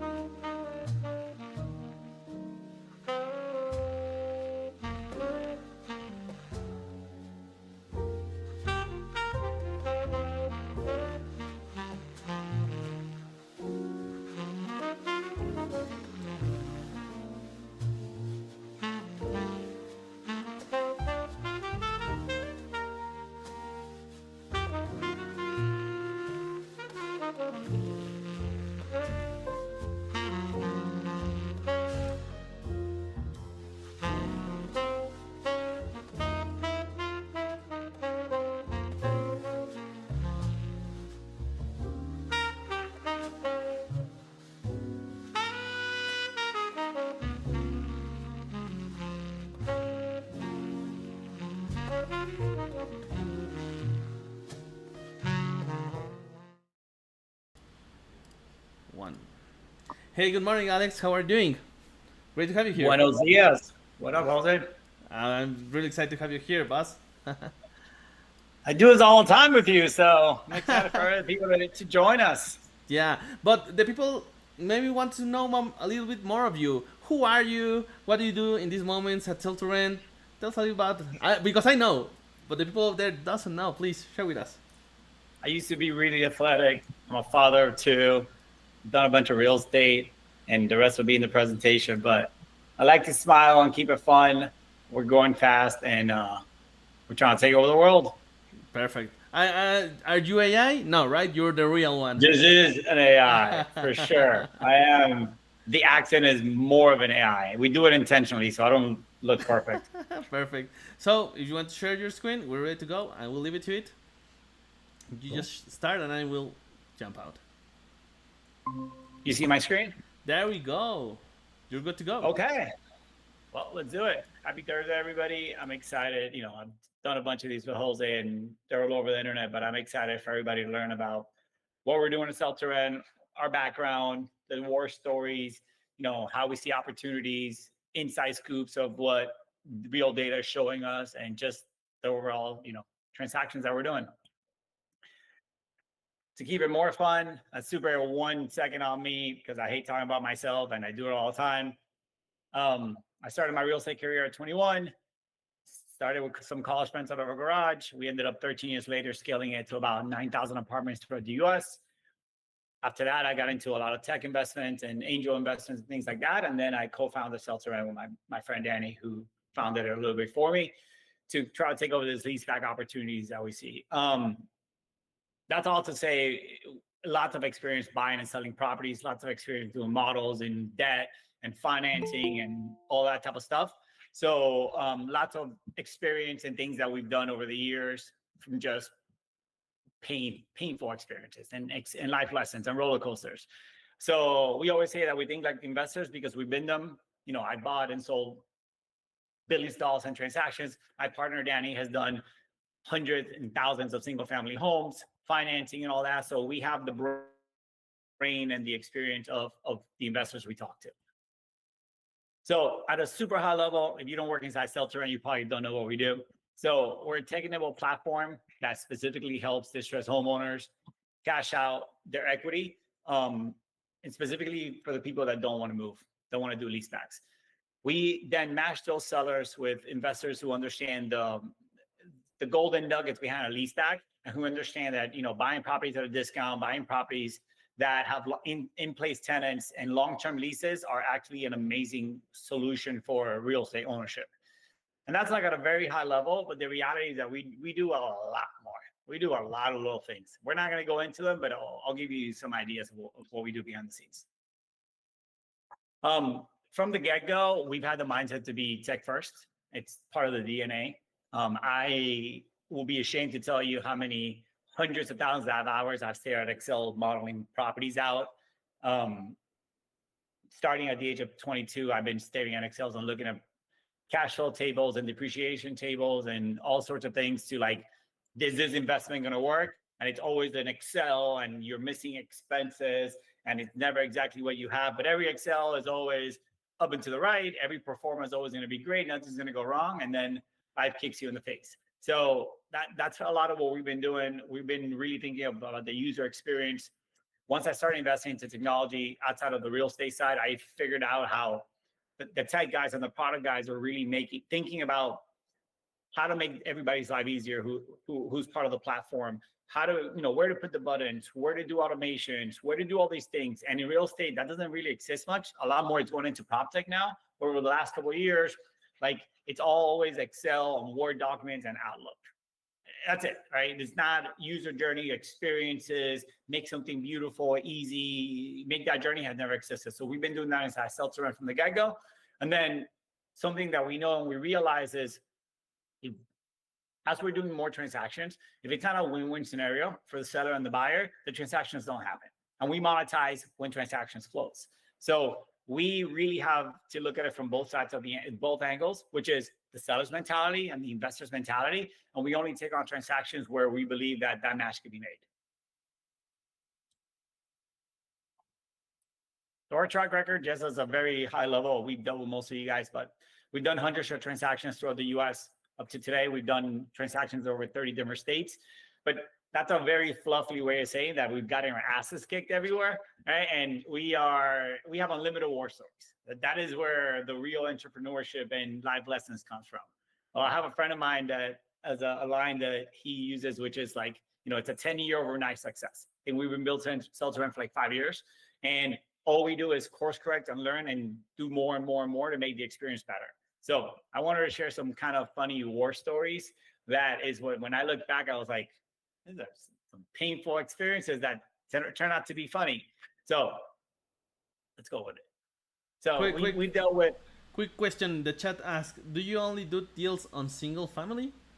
No, I'll go into it. We do single family, we do townhomes, we do condos. We do an array of different transactions. We don't deal in commercial real estate. We don't do industrial. We don't do ranches. We do more of the single family home condo market. Okay. So here's some funny things that we've done. We could go into any of them, but like just high level, we've dealt with the transactions where everything's ready to go and the investor leaves the country the day before closing and disappears.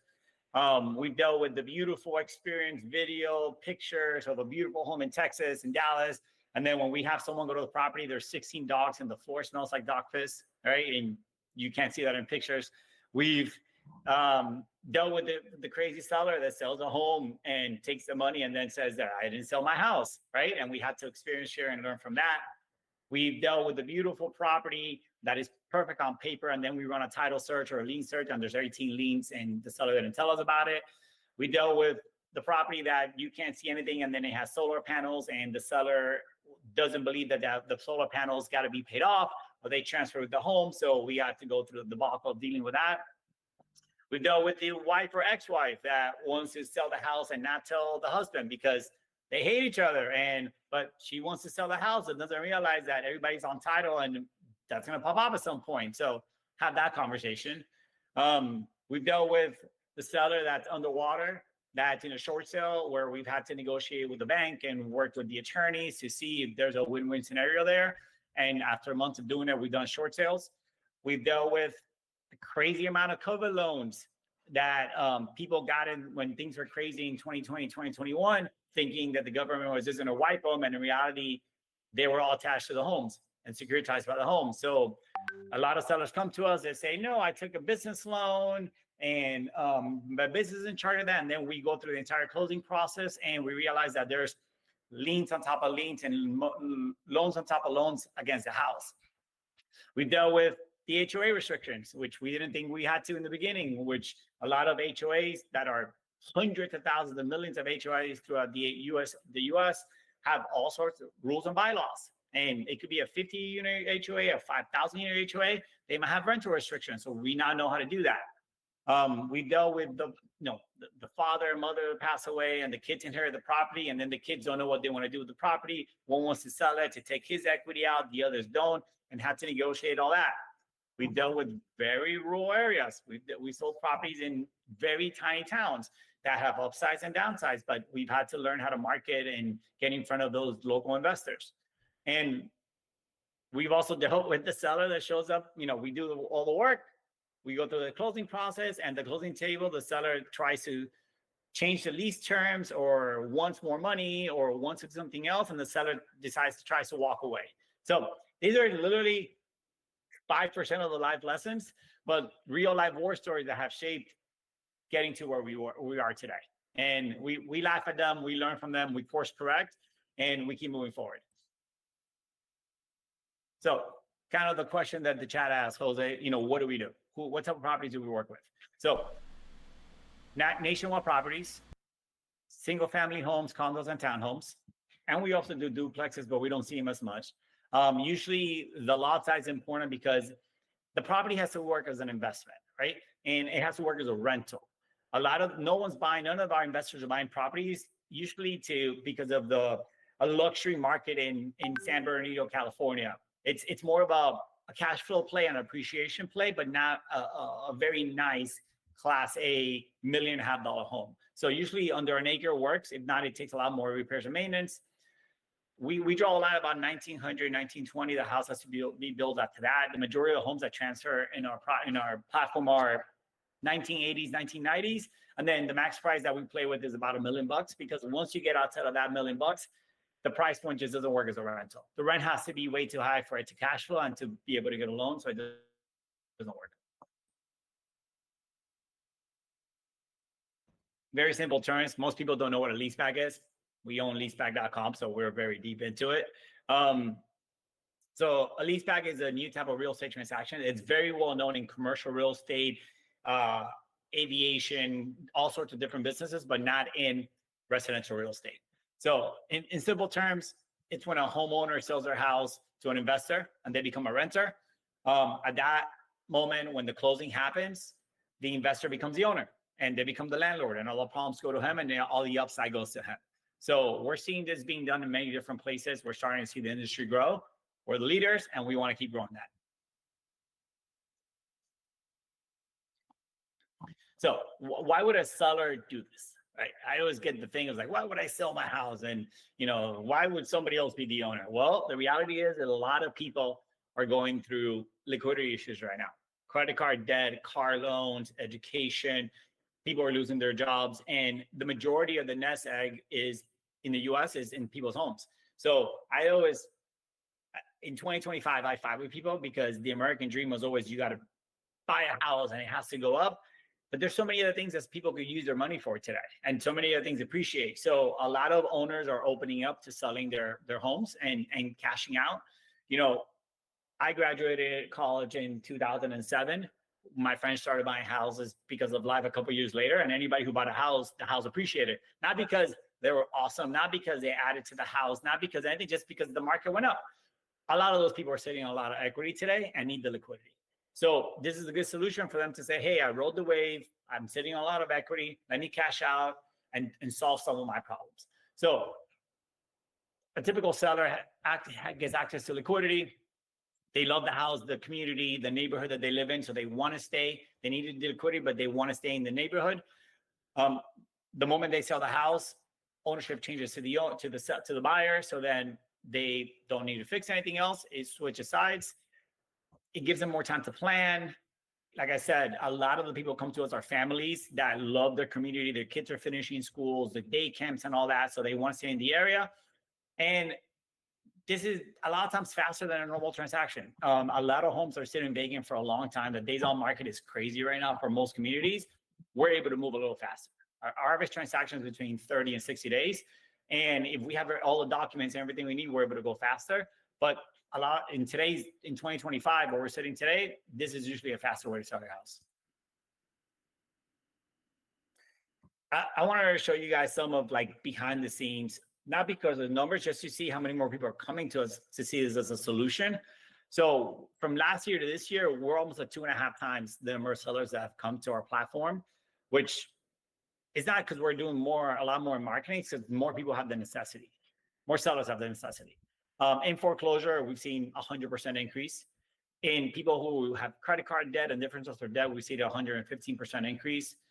In divorce, we're almost at double of what we were last year. And in bankruptcy, we see a 150% increase from last year. So a lot of these are doom and gloom scenarios, nothing that we can control. But the main thing here is that the houses are still really good assets that have a lot of equity. So it's what we're seeing is that our platform is helping those sellers kind of hit the financial reset and give them a new opportunity.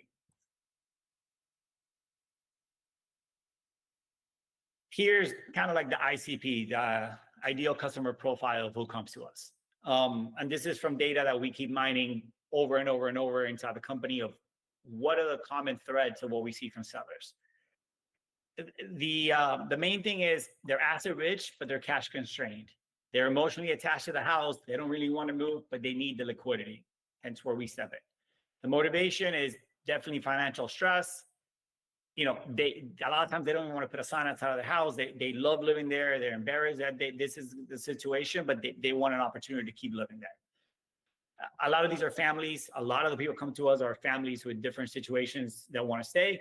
And, they want a partner that's one surety of execution, right? We dealt with a lot of that in the beginning when people didn't believe we were real. And as we build the platform, we have more and more brand awareness and things like that.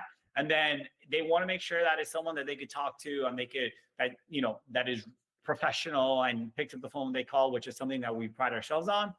And I'll show you more about the economic kind of behind this, but the average household income is 6 figures. It's not a very low number, which actually opened my eyes as we've been growing the platform. And the credit is not great, right? But investors don't really care about credit much. And I'll walk you guys through that later. But I was really shocked how the level of income of people are who are coming to our platform, but it shouldn't matter for the home and for the investor. Here's behind the scenes look at where, not because these are the only places that we do, but just so everybody gets an idea of what works for us or what has worked in 2025. The top 5 states are Florida, Texas, Ohio, Georgia, and Oklahoma. The top cities are all in here. Some are really big, some are smaller, but this is what we've been seeing in our platform. And then this is something that really caught my eye, which is the total household income, right? The majority of the people coming to us are higher end, not low income, which really opened my eyes. So now switching over to the investor side. That was a lot on the seller on us, but I think where everybody here gets value is why would an investor use our platform? What do they get out of it? How does it move the needle for them? How do we make their life easier? And I want to spend the rest of the presentation kind of digging into this because it's where our brain spends a lot of the time, right? So if someone signs up for a platform or buys one of our deals, they're truly off market. We don't blacklist all over the place. They are the majority cash flow from day one, meaning they have a tenant in place. They have a long-term, someone who's stayed for a long time, someone who's lived in the house, someone who loves the house, and they start paying rent or they prepay rent. No one's ever buying a property from our platform at 100 cents on the dollar. It doesn't happen. It's not going to happen. So you're walking into equity from the beginning, right? There's no vacancy. I have more life experience that I want to tell anybody about turnover, vacancy, and the expenses around that. I can't even tell you how much money hiring business coaches and looking at balance sheets and pro formas and all sorts of numbers to try to figure out how to make more money on our portfolio, when the reality was don't let tenants move out. Less vacancy, less turnover, less marketing expenses, less R&M costs, less all sorts of expenses by keeping the tenant in place. And we've engineered, I'm going to show you guys an example later, but we've engineered a way to really help the investor bring less cash to the table. When I bought a lot of properties, I had the epiphany at the end of the day, which was like, the number one thing that matters when you're looking to buy a property is how much equity does the owner need to bring to the table? Does the buyer have to bring to the table?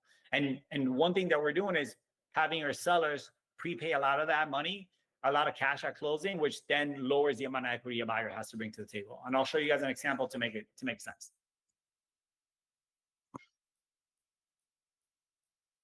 So I've been talking about user journeys and experience and war stories, and we kind of wanted to put some on paper of all the stuff that we do behind the scenes, because everybody sees the platform and the transactions and the number of deals, but they don't see all the stuff that we do that brings a lot of value to the investor. So we do all sorts of marketing to bring leads from all over the United States, right? We do a lot of underwriting ourselves to make sure the transaction works, because if the transaction doesn't work as a rental property for an investor who's not moving into it, they're not going to buy it. The investor's not going to buy this deal. So we do a lot of underwriting when it comes to comps, when it comes to valuations and cap rates and vacancy, like all sorts of things to make sure this works. And we look at it like if we were buying the property. We verify that the owner who's coming to us, because it's always digital, is the owner. We do an identity check. We send someone to their house and verify they are who they are. We do an entire detailed report from House Canary where we pull the valuation comps and the rental comps, and we make sure that the value that we believe the property's worth is the value.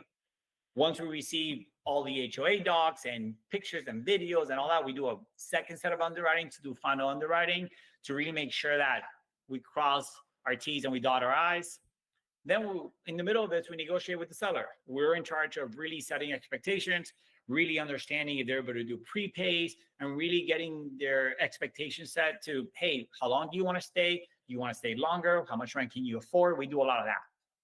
We put the property in the contract so we control it. There's no daisy change. There's no, I hope this works. There's like, we're only going to bring properties on the platforms that are under contract in our standard contract and that we're able to move forward with. We do a title pre-check. Some of those war stories, a lot of them are hidden things that are behind the scenes. So this is all things, by the way, I forgot to say, this is all things that we do before we launch the deal on the platform. This is all CYA, cover your ass things before we launch on the platform that we incur the cost and we pay for it. So we do a title pre-check to confirm and make sure all that is working. We do an inspection. So we inspectify with Josh. We do a title inspection up front, a property inspection up front to get eyes on the property. If there's an HOA, we talk to them. We have a trusted person inside our company, a professional person, be the point person for the seller and every single transaction. So they always have someone who's going to hold their hand through the process. It's not, I hope this works. It's like, we're going to have someone walk you through the entire thing. We do, Jack was just on, we do a lot of financing. So we pre-approve the property. We know an investor is going to want to try to move fast. So we get a DSCR loan quote ahead of time. And that's all things we do before we even launch on the platform. Then once it's on the platform, we know that we want to go fast. In order to do so, we have an in-house transaction coordinator that does all the pushing to get through the closing process. We handle the title company, we bring them in, and we use one of our trusted title companies because sale-leasebacks are something different. They're not standard. Prepayment is not something that's standard. So we train them, we educate them, we do weekly calls, and the day before we close, we do a call with them. So like we have constant communication with the title company to make sure this is working and to educate the investor who's not an expert in leasebacks. And the entire thing, we try to do within 30 to 60 days. These are just some examples of all the things that we produce for an investor, because we want the investor to get, from the beginning, we want them to get everything they need to make the decision, right? We know what it takes to make a decision. We've bought and sold a lot of properties. We've dealt with professional real estate brokers and really big ones, and they all produce a lot of the same thing, and we're the same way. So we create an entire offer memorandum that we generate inside Sell-to-Rent. We send the investors all the pictures and videos and links for them to make a decision. We get a loan quote for them from the Dominion.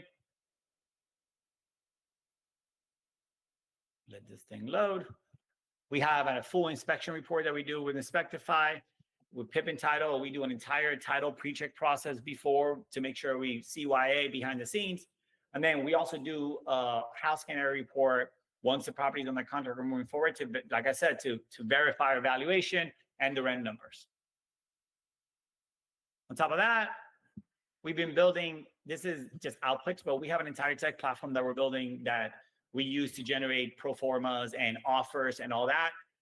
I'll go a little deeper into this. This is just some outputs, but what we do is like, we want to model out different scenarios, not in Excel, not in Google Sheets, of what a leaseback transaction could look like, what prepayment looks like, what a DSCR loan looks like, what a refinance looks like. And we do that all in-house, and we give it to our investors for them to kind of visualize and understand what could be done with this type of transaction. Now the fun thing. So I wanted to walk you guys through like a real scenario, a real transaction of a deal that we've done, because I think it makes more sense when we look at it this way, right?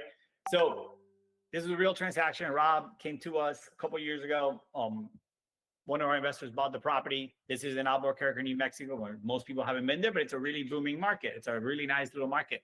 So Rob has some medical issues. He had surgery. He needed to take some time off of work after his surgery. He really couldn't go back to work right away. But the crazy thing about Rob is that he had paid off his mortgage. He had zero debt on the house, right?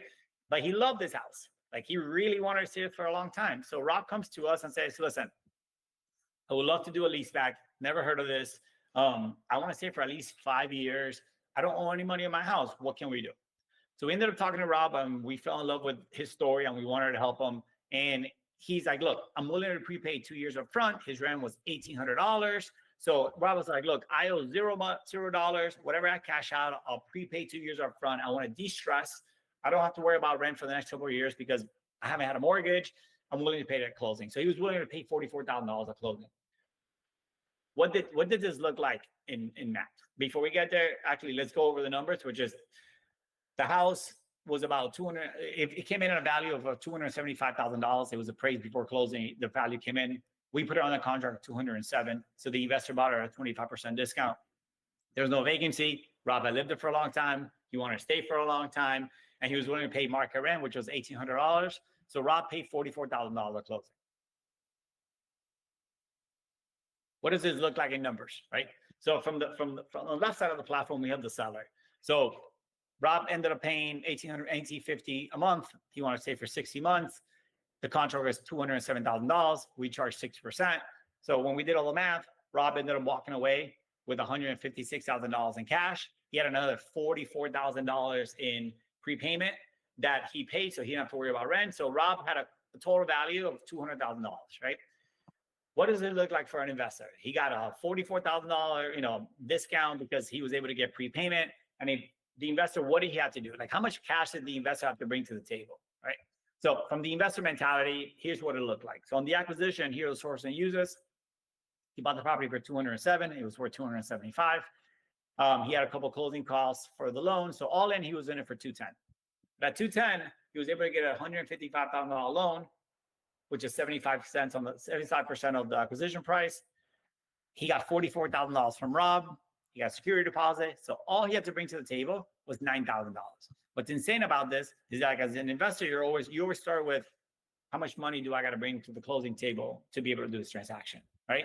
And in here, with $9K, that's a total of 4% of the total equity, of the total capitalization in equity at closing, which is insane, right? So this is kind of like the loan details, there's the leaseback details, but overall, this is what's important. He bought a $210,000 transaction for $9,000 total, which is amazing. Going forward, so what happened after he closed? The holding period. In the holding period, these are all the tools that we create and generate, but since he got prepayment, he collected no income for the next, let's call it 24 months. And he came out of pocket every single month. So he ended up being out of pocket a total of $25,000. But what's gold here is that you're able to do a cash out refi in month 13. And what's amazing there is that he went from buying it, spending a total of $25,000 to, in month 13, cashing out $50,000 because he was able to get a refi at the full valuation. The house continued appreciating. He went from $275,000 to about $300,000 in market value. And at that point, he actually did a cash out refi. He took $50,000 off the table. He got a new loan. And then now he de-risked completely because he was able to cash out all his money plus take money off the deal. And we see investors do this over and over and over and over, which is an amazing financial engineering thing that a leaseback transaction allows you to do as an investor. So what happens next? So we always break it up into 3 tiers. The acquisition, the holding period, and the exit. The exit hasn't happened. The investor's super happy with this transaction, but he has options. You know, he already did risk. He took all his money off the transaction. He actually cashed out and bought another deal with us, right? So in month 13, he did the refi, he did that, and now he has different options. He could cash flow the property for X amount of years. He could sell it. He could do that and then sell it at the end of the lease period. He could wait for Rob to move out if he wants to, and re-tenant it. He could raise the rent. He could refi again. Like the possibilities, there's many of them, but the reality is that the main thing here is that he cashed out. He did it. He doesn't care. He's in a great position. I imagine most people have checked this out. We have the full platform launched on our website under the properties button. You can see all the live deals. If you register, it will send you all the deals that match your buy box. We constantly launch new deals on the platform every single day, every single month. And it's free to investors. It costs investors nothing. Like we do all the work, we get paid by the seller, but investors got to buy the property. So we always want more investors on the platform. Yeah, we have the mindset of creating a win-win scenario. Leasebacks are not very popular right now, but they're really growing. We talked to publicly traded REITs that 5 years ago wouldn't touch this, and now they're excited about this. We talked to individual mom and pop investors that have only ever bought the property and gone to a local lender, and now are open to this. So like we're seeing lots of positive traction, and we're excited to keep growing. We're in all the socials. I'm not in the socials. That's Jose's job, but he we have a big footprint when it comes to all of these. And just to wrap it up, anybody's interested in joining, let's quick go. picture, and it does all the work. And I will, I don't know how much time I took, but I think questions, it would be a lot easier to go through if anybody has anything. Yeah. Perfect. Thus, if you already finished your presentation, you can stop sharing so we can see you in a big picture, please. Thank you. This is me. Let's go. So we're going to start with the questions because we have a lot of it. So Grace Enriquez asks, who is responsible for repairs and maintenance during the leaseback period? And how do you handle maintenance issues that arise just after closing? Yeah, so every buyer will always do an inspection before. They'll walk the property and they'll get a real understanding of what's there. So they'll do a study, they'll put CapEx money aside if needed. But they'll be ready for what's coming. One of the advantages also, which I had to mention, is like a lot of the properties and a lot of the investments that the investors buy from our property, they don't have to do a lot of CapEx because they're already going to pop the rent at closing. They don't have to do the work to raise the rent, which is awesome because I'd rather have the $20,000 in my pocket instead of putting it into a refrigerator and a roof and windows that is going to raise the rent $300. You can do that without doing the CapEx, without doing the improvements. Now, when it comes to repairs and maintenance, the owner is in charge of it, right? That's part of the budget that we do in the cash flow, is understanding, how much in expenses, taxes, insurance, debt service, all that has to be done. But the reality is once the investor buys the property, they're in charge of everything. Perfect. Thank you. Now, Mari Falconi asks, besides the convenience of a longer moving period, what are the top 3 financial or logistical reasons a seller agrees to a leaseback? They don't have to move. Step 1. Step 2, they know exactly what the future looks like. We protect the seller and the investor both by doing a lease before closing. That is a big life lesson that we learned. So we want to make sure that both sides are protected. A lot of times moving away from having to fix anything is a big life aha moment for them, where they literally say, I've owned this for a long time. I want to do something else with my equity. So I rather give up control and take some cash off the table and have somebody else, if anything breaks, do that. But like I said, look, we have a niche. It's not for everybody. But when sellers come to us and they have a need, it makes them stand out. Like investors are buying these properties based on the MLS, straight on Truly or Zillow. Like this is a niche that we do a lot of the work for them up front to make sense. And the way that we get our customers, it's not our secret sauce, but it's our secret sauce. We have a whole way of marketing and reaching out to people that the normal mom and pop investor would never be able to. We spend millions of dollars in marketing techniques and strategies, learning how to communicate the user journeys, the experience, and now we're in growth mode. So now we want to do more than that, Jimmy. Perfect. Miley, to ask from the investor's perspective, what is the primary advantage of buying a property with an immediate leaseback? I'm an expert at this, so I call bullshit all over the place. Having someone stay for a long time is gold. Fight me. Like, I've stayed at it for so long. I talk to people who run 60,000 unit portfolios, and the turnover of vacancy is insane. People are always thinking the mindset, what, I'm going to raise the rent $50 next year. That is good, but it doesn't move the needle. An extra $600 a year doesn't do anything. Having vacancy for 1 month just destroys that. So having someone stay for a long time is amazing. It de-stresses you. It has someone who knows the property. You have security. You can go after financing better because there's a tenant in place. There's no vacancy. And when you're growing a portfolio or you're doing more and more and more, you want to try to be as hands-off as possible. And having to think of retenanting it out, it's a pain in the behind. So it's a huge upside. Perfect. Now, Daniel, what is the ideal lease duration that we should aim for in a leaseback deal? Sorry.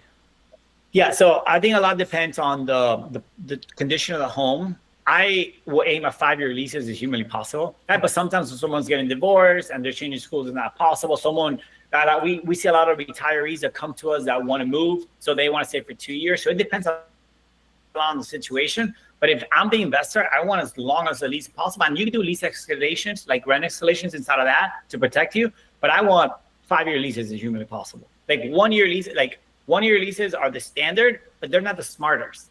Mm-hmm. They're just what people are used to. So I would, we've seen up to 5-year leases. I will push everybody to 35-year leases if possible. Perfect. I think that's the dream, right?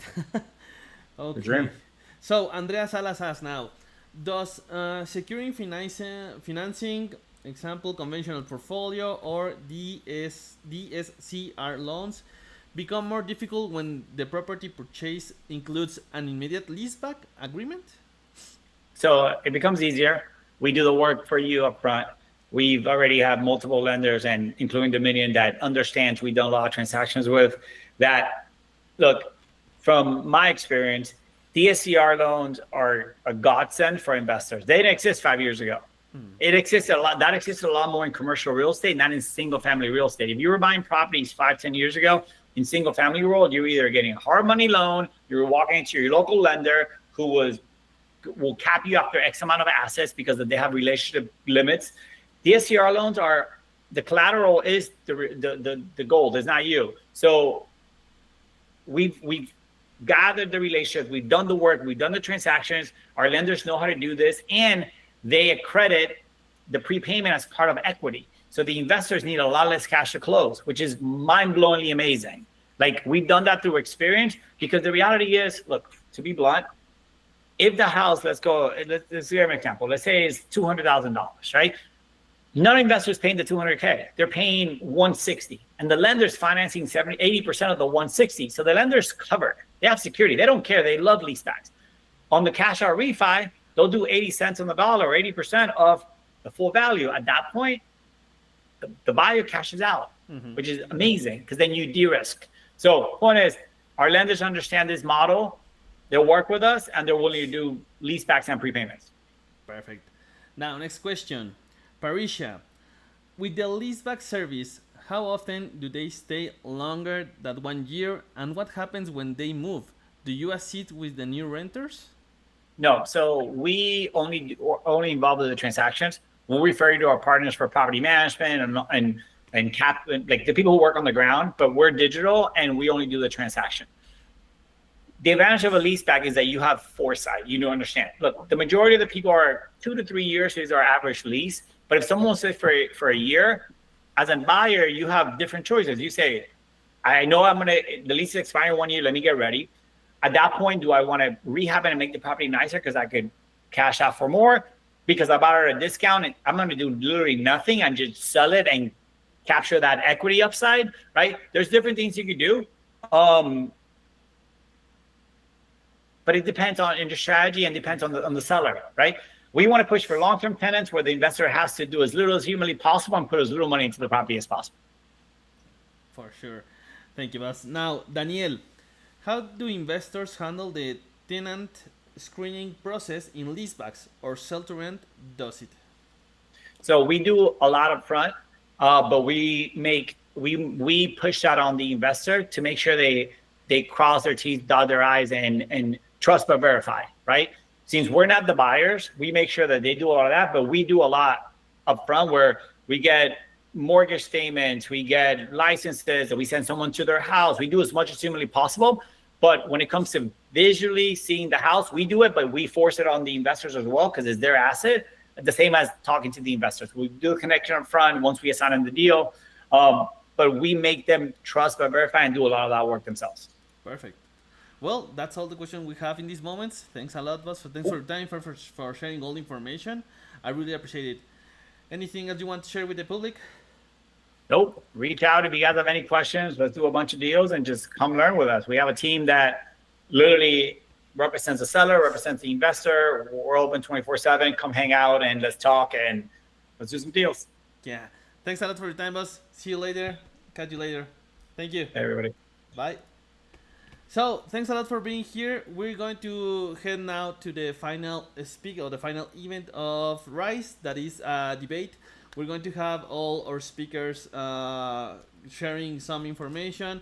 Danny is going to be leading. Danny is our founder and CEO here at Sale-to-Rent 2, hand by hand with Alex. So just give us a little bit of time, please, to get this going. Please remember that you can subscribe to get all these presentations and all the speakers' information via email. You just have to click the button that is just below, the link that is below, in the comment area, so you can just subscribe and you will get all this information on your email, right? So now let's get ready for the next event. We will come back really fast.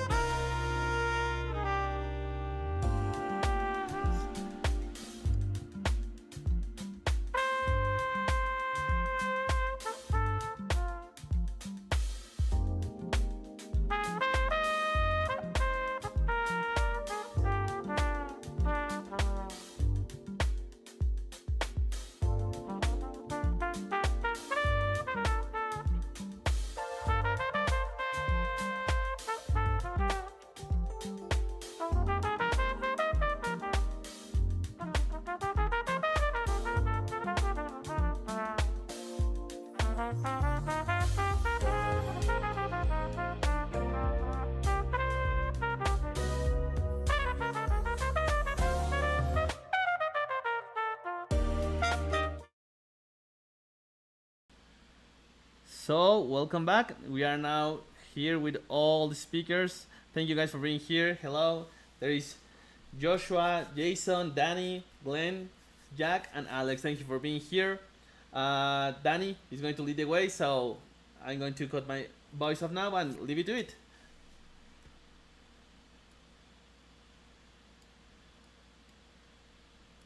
Of the conference, the last session, right? If we were in a room, I would say beers are outside, so it's hard to compete with beers outside. But thankfully, we're not in a room, so everybody look at the refrigerator, and we're about 30 minutes away from that beer. First of all, guys, Joshua, Jason, Jack, Glenn, and even you, Alex. and Jose for putting this amazing conference together. You know, hopefully people had a lot of fun and had a lot of insights. And we like to do this quarterly. The idea is to bring knowledge to those who are investing in real estate and see how we can transfer the knowledge collectively that we have to all the 16 million mom and pop investors that are in the United States. Having said this is the fun part where we get to argue. So me, rather than telling you what the question will be, I prepared some questions with the help of all the people in Sell to Rent. And I'm just going to throw it in the board. And the rules are simple. You can pick one question that is not related to what you do. Okay? So we're going to start with the West Coast first, right? Let me just project the questions here. And we will debate that question for about, 5 minutes. And, just go through ideas very quick, 1 minute each, right? So, Joshua, you first. So I can't do inspections. I can't do inspections is what you're saying. I can't do inspections is what you're saying. I have to pick one. You cannot do your industry, yes. I'll take inspections for you, Josh. I got you. I'll take inspections for you. You'll take inspections? All right, cool. Let me take a look and see. Can we do? Yeah, this is the first one. This will be fun. With AI, do you think realtors still have a place in the transaction of a home? What do you think? I'll put it this way. If you think about what you need as a buyer of a home, there's really only one thing that can't be replaced with AI, right? Like everything the real estate agent does, regardless of like the emotional component, but like opening doors, writing offers, like negotiating, that a lot of that can be replaced with AI. Like title and escrow can be replaced, I think, fairly honestly. All that's left is like the one thing you absolutely need as an investor or home buyer is like you need cash. So like I think the one thing that can't be replaced is the capital, but I think everything else eventually could be replaced with AI. Now the question is like, will it be replaced? I don't know. I think like real estate, I bought my first house back in 2010 and I bought another house. My last house I bought was last year and the process hasn't changed. It's the same damn process it was 15 years ago. So like, and we've had mountains of change. So like you also have probably one of the most what's the word I'm looking for? Stubborn industries that exists that like, I think it's going to take a long time before you completely. Archaic is the word, by the way. Archaic, you said? Yeah. Archaic. Yes. Stubborn, archaic. So can it be? Absolutely. Will it be? I don't think so. So at least not at the majority. Jason, what do you think? Yeah. So, and I'm going to apologize. Which question did he go off of? Was that the first one that said the first one. Realtors have in place in the transaction of a home? Yeah. Okay. Yeah, sorry, I wasn't aware because I thought maybe all of these kind of relate to real estate and property management. So I was trying to find one that actually fit for me that wasn't related. But I do believe that realtors have a transaction. If you listen to the deck in my presentation, right, it's all about the experience, right? Experience, and it's a people business still. So AI is transforming real estate, but it's not replacing realtors, just like it's not replacing people. It's replacing those repetitive tasks that slow them down. It's analyzing that data, the paperwork, the pricing, all that stuff that takes time that we don't want to do. It's not replacing the human judgment, the empathy, the negotiation instincts, the emotional guidance that we need to give those buyers and sellers. They rely on us for that. So, it's great agents using AI are going to thrive. There's no doubt. Now, the agents that don't utilize AI, I do believe they're going to be replaced, but I don't think they're going to be replaced by AI. They're going to be replaced by realtors who utilize AI. Jack? Yeah, I think the thing that AI can't do is creating and managing relationships and creative problem solving. And my wife is a real estate agent, so I'm talking my own book here a little bit. But hey, just like listening to her download her day, it sounds to me like most of what she does is more about managing people through an emotional transaction, giving them a sense of market because they don't know if they're being crazy or the other person's being crazy. And so the real estate agent is like often just like that grounding influence on somebody to try to keep everybody moving forward. And it's like more therapists today than just about anything else. And I don't think that AI is going to take that piece away. So I'm putting my my vote in the real estate agent's still going to be there, but it's going to be mostly about the people-to-people interaction and keeping the transaction moving forward, creatively problem solving. I do agree though that just about everything else is going to be taken care of. What about you, Glenn?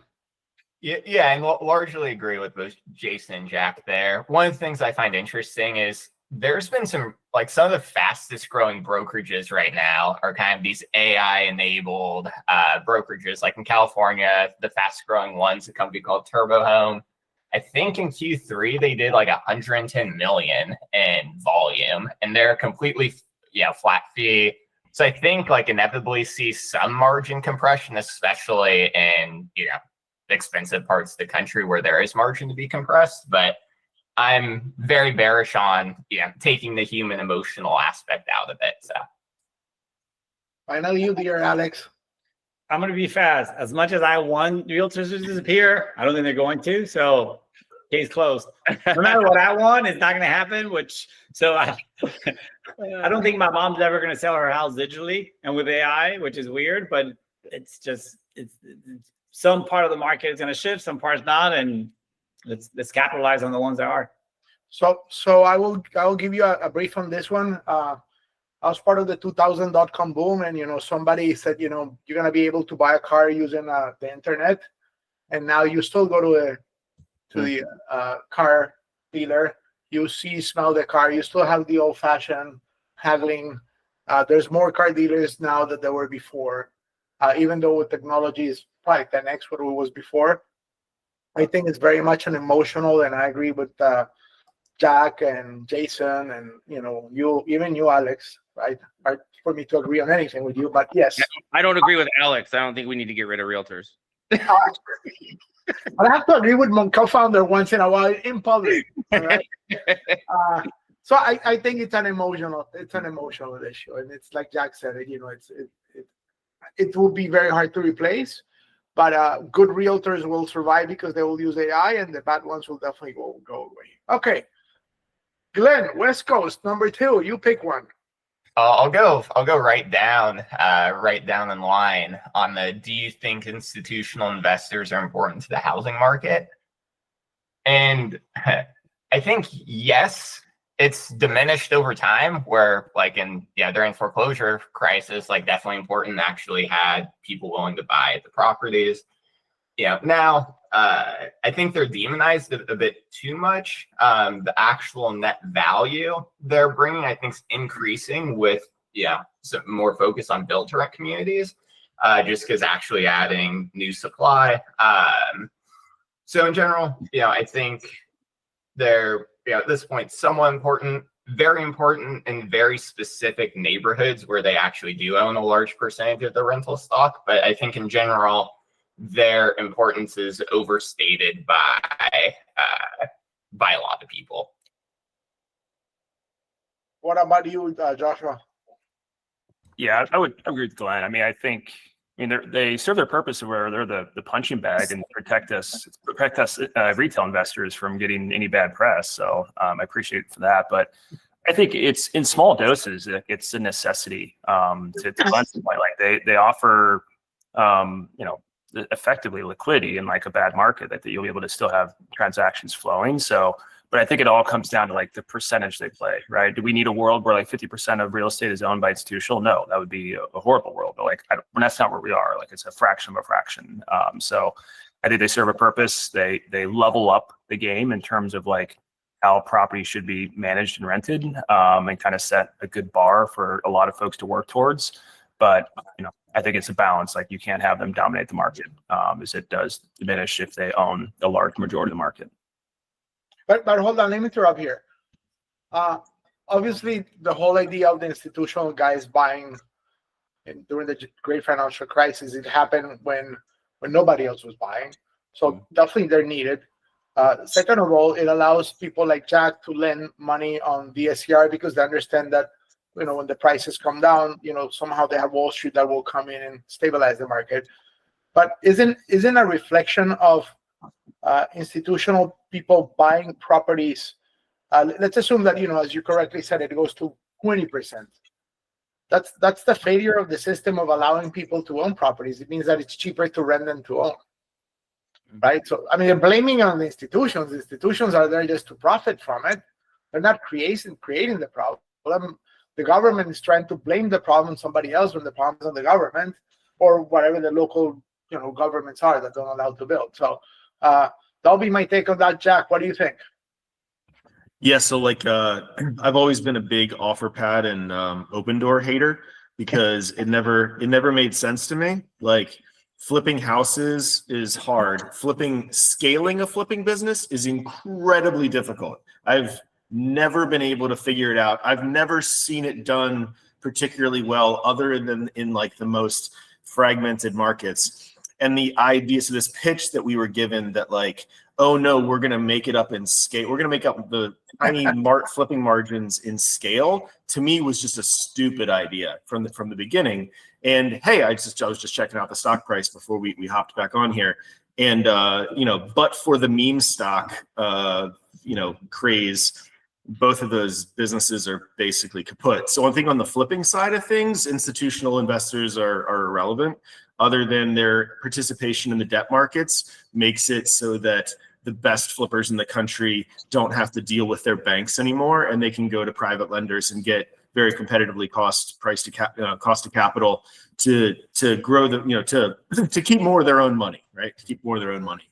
I do think that institutional investors on the debt side to mom and pop investors are a great, phenomenal, improvement and evolution in the market. Again, so that the Main Street investor doesn't have to deal with the service level that, the commercial banks,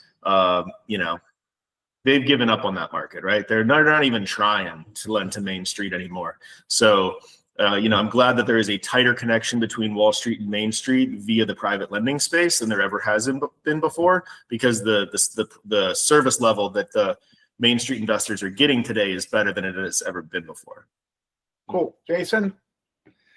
Yeah, I mean, what a politically hot topic this is, which is usually good for a debate. And I've switched sides. So initially, I was on the opposite side, and I agree with all of you. I'm a yes now, but I was a no before. And it took a little bit of an open mind and some research and understanding the pros and cons of both. And with when I say that, and you realize, and people that haven't looked into it, is institutional investors are bringing capital. And we discussed it here already. You guys did right now. It's not only that, but the consistency and the professionalism that they bring to the market, right? And people don't understand it, but in many cities across the US, they're still undersupplied by millions of homes.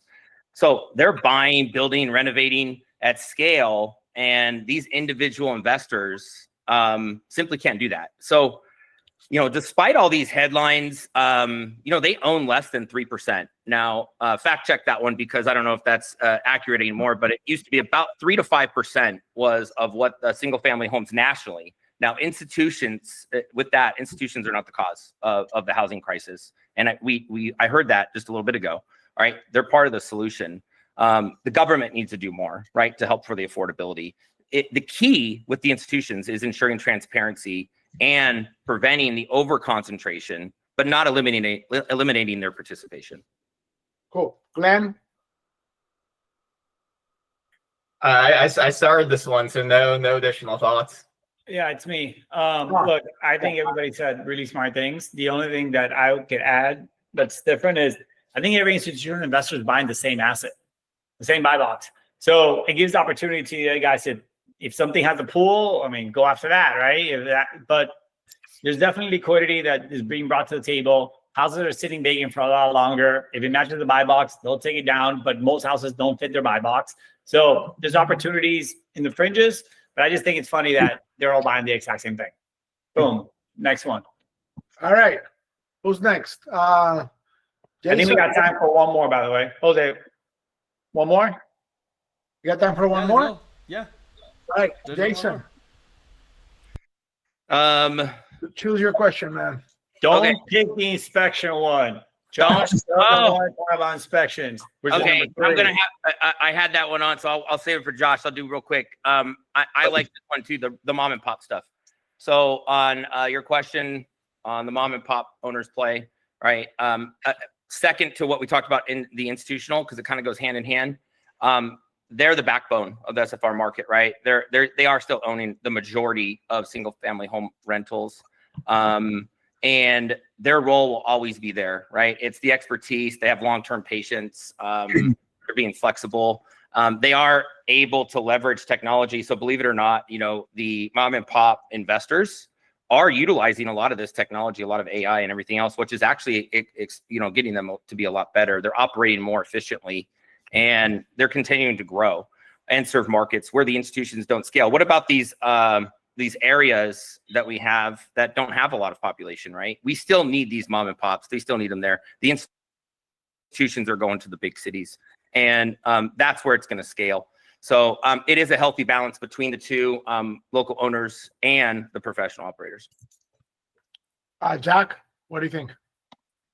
Yeah, I was gonna say, I think that there's like a professionalization of the mom and pop investor, right? Like back in 2009, 10, 11, that was like a pejorative term that Wall Street would talk about. Like, oh, most of the houses are owned by those little mom and pops that are just unsophisticated and stupid and don't operate very well. And we're gonna come in and bring sophistication to this new asset class. Like very arrogant Wall Streety kind of approach to the space.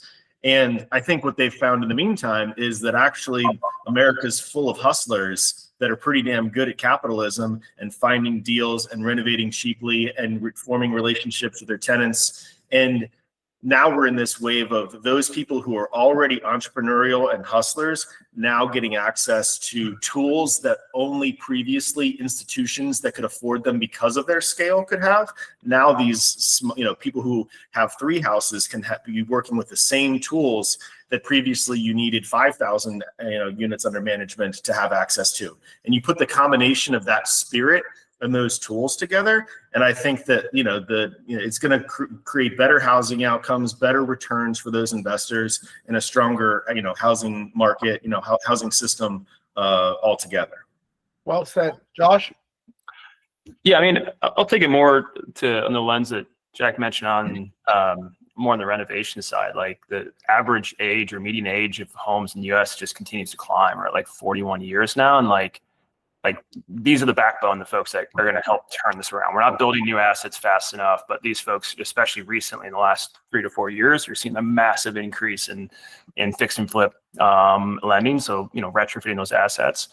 I will say a bit of a polarizing comment, which is there's still this kind of unfair advantage, this arbitrage that happens that investors can get properties in poor condition and traditional homeowners cannot, because they don't have the skills, the means. There's not the financial products that support it. And so I always find it, and I'm a real estate investor myself. So I'm part of the pie, it's me, I'm part of the problem. But your average homeowner can't buy a house that doesn't have a heating system because he can't get traditional financing, right? So they're going to wait for a flipper to renovate that, make a profit where they could have been in that home cheaper. So back to your point, Danny, I think the financial system is flawed in some capacity that your traditional homeowners can't tap into housing that needs to be refreshed because they don't have the means or the capital products to support it. Obviously, your mom and pop investors are the backbone that's supporting that, but I do think there's an opportunity to allow your traditional consumer, your traditional home buyer, especially in today's world, to be able to better access that asset class that isn't really accessible today. So maybe that's an idea for a prop tech company, somebody that can actually, bridge that gap, right, and make money out of it. I mean, again, you're assuming that the homeowner can actually have the sophistication to fix a house and have the wherewithal to fix a house, right? And that I think is the risk, right? I'll bet that most people cannot, right? Because a lot of these people are coming from being tenants that don't take care of their homes, or might take care of their homes or not, but it creates the market will be set up for a huge problem on that. But maybe there's a prop tech opportunity there to create that bridge. Glenn, what do you think? Yeah, no, I agree with what everybody said. And I obviously think mom and pops are, a big part. One of the things I always find interesting is how different their strategies and buy bucks are than your more institutional players, where especially in California, there's been a ton of state legislation recently, which allows for, upzoning single family to. I know I'm the last one. I haven't gone, and I have a different point of view, which is I think. Didn't Jack already? Jack has you picked that question? Hold on, I'm good. Yeah, so I have a different angle, which is I think the access to technology is making this, like Jack was saying, so much easier for people to make decisions and the tools. Glenn has a full business based on this access to technology and data, so much easier. But what I actually think the advantage is the guy sitting in Wall Street raising capital, doing bonds, and getting the cheapest capital possible, right? Is going to start getting some competition from the regular mom and pop investor who has access to capital better. Kind of what Jack was saying. From my experience throughout the years, I'm going to be an asshole. No guy wearing a suit sitting in New York City because he went to Cornell with a red pen doing asset management gets the best deal. He has the cheapest money, right? But he's not on the ground. He's not flying around. He's not doing dinner and drinks. He's not getting his ass kicked and seeing, the vacant unit. So to me, the mom and pop have the advantage because they're on the ground and they're working. And now they're getting access to cheaper and cheaper capital, which I think there's a huge opportunity there, which is different than before when someone raises a REIT or a fund and here's $200 million and they're buying the deal that's publicly marketed to everybody. So I think there's something there as to quicker access to better capital. And like Jack and Glenn were talking about, better tools to make smarter decisions for a lot cheaper. So race to zero when it comes to that. Boots on the ground always beats Gucci's on the floor. Right? Okay, take us home. Jack, you got the last question, man. Do not pick about inspections. Oh, we're doing another one? All right, cool. Yeah. Last one. We're calling after. Last one, please. So about tech-driven inspections, what do you think? Danny, stop sharing your screen after this one so we see everybody. God, somebody who's got an opinion, jump in here. All right, I'll go. I hate fractionalized investing. Oh, let's talk about that. All right, I love it. Take it. If you want that, buy a REIT. It doesn't make sense. You're outsourcing everything in a way that, I don't know. I've just never seen the numbers check out, and it's not as safe or high quality as a REIT. To me, just very few benefits. Everything I've seen pro forma, gets annihilated. Just nowhere close to that. Generally just dislike it as a category. But Glenn, let me butt in here. In a REIT, you're not the owner of anything, right? The Grant Cardone effect is, give me $500, you're gonna be the owner of that building, right? And so people give $500 to Grant Cardone because they see a building and says, I own that building, right? And I think fractionalized is about sense of ownership and not really a great investment, but it just creates a sense of ownership that you can own a home without having to have all the money, right? Yeah, my main pushback against that would be, it's I don't consider owning 0.01% of a home owning, that home. Fair. What about the problem I have with the current REIT system, right? Is I don't think it'll ever happen again because all of the single family REITs that exist, or even the large scale private owners, were buying during that period of time when the market was so dislocated that they could go to Wall Street. Everyone was like, oh, they're geniuses because it was the smart money. No, they just were able to have access to securitizations. And at the time, the money was super cheap. And so there was a spread between their dumbasses buying the thing at a 5 cap because they were borrowing at a 3. And we were like, oh, they're idiots because they're buying at a 5 cap. And I'm like, well, they're borrowing at a 3. So they're making money either way. So they're not that stupid. And I think we all kind of Main Street misinterpreted what was really going on there and thought that they were using some crystal ball or playing puppeteer from up there. And I'm like, no, they were just borrowing at 3 and investing at 5. That's all that was. And so the thing is, I'm not sure if that's ever going to happen again, at scale. And so you can only have access to REITs which own houses built since 1990 in the Sun Belt. but you can't get exposure to Northeast real estate or Chicago real estate or even Ohio real estate or, you know, or anywhere else that didn't happen to have been aggregated during that short period of time.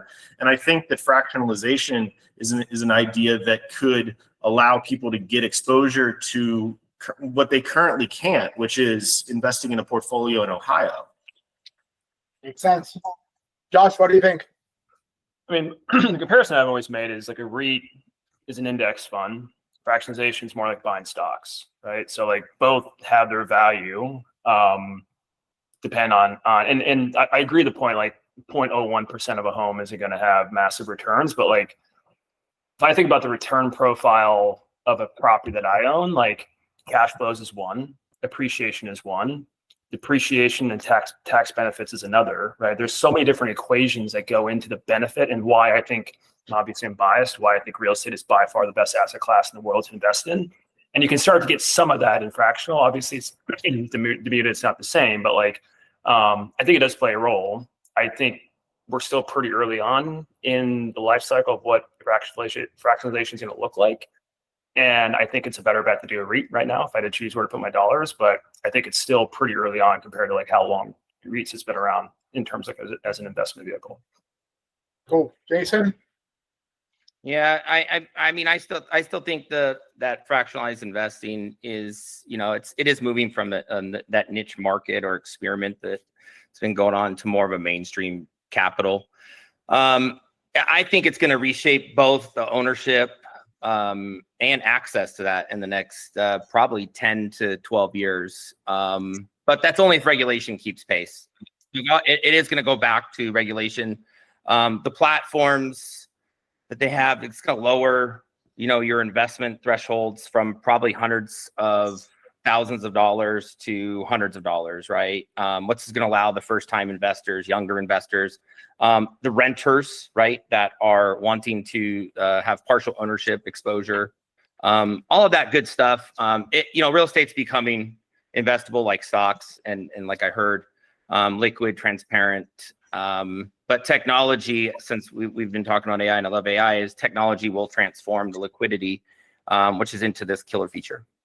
So I think fractionalization will allow the mom and pop homeowners to access really cheap capital by bypassing the REIT structure, the securitization structures, because I think fractionalization, what it's doing, is really connecting the end buyer of that REIT or the end buyer of that securitized product with the homeowner or the investor. So, I mean, I see it as a great experiment that will give, you know, some of the mom and pops the ability to have access to cheap money. But anyway, guys, time flies when you're having fun.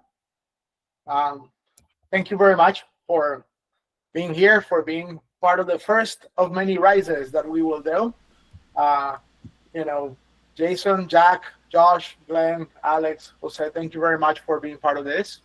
And to all the people who came and heard us, and, you know, we'll love to hear your comments on how we can make this better.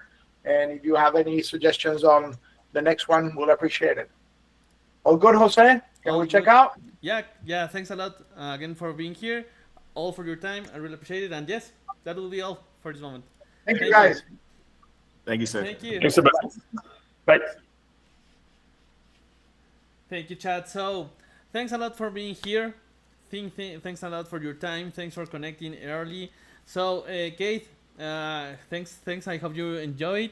Remember, please, chat, to just hit the link in the comment area to subscribe. We're going to send these presentations and this video to all the people that are subscribed to that list. So please don't forget to hit the link and subscribe. It's free. We're going to share more information with you, and we're going to share more information of upcoming events so you can stay ahead on the investor side, right? So thank you a lot. It will be all from our part. Thank you for being here again. And nothing. My name is Jose Gonzalez. It was a pleasure to be here with you. Catch you later. Goodbye.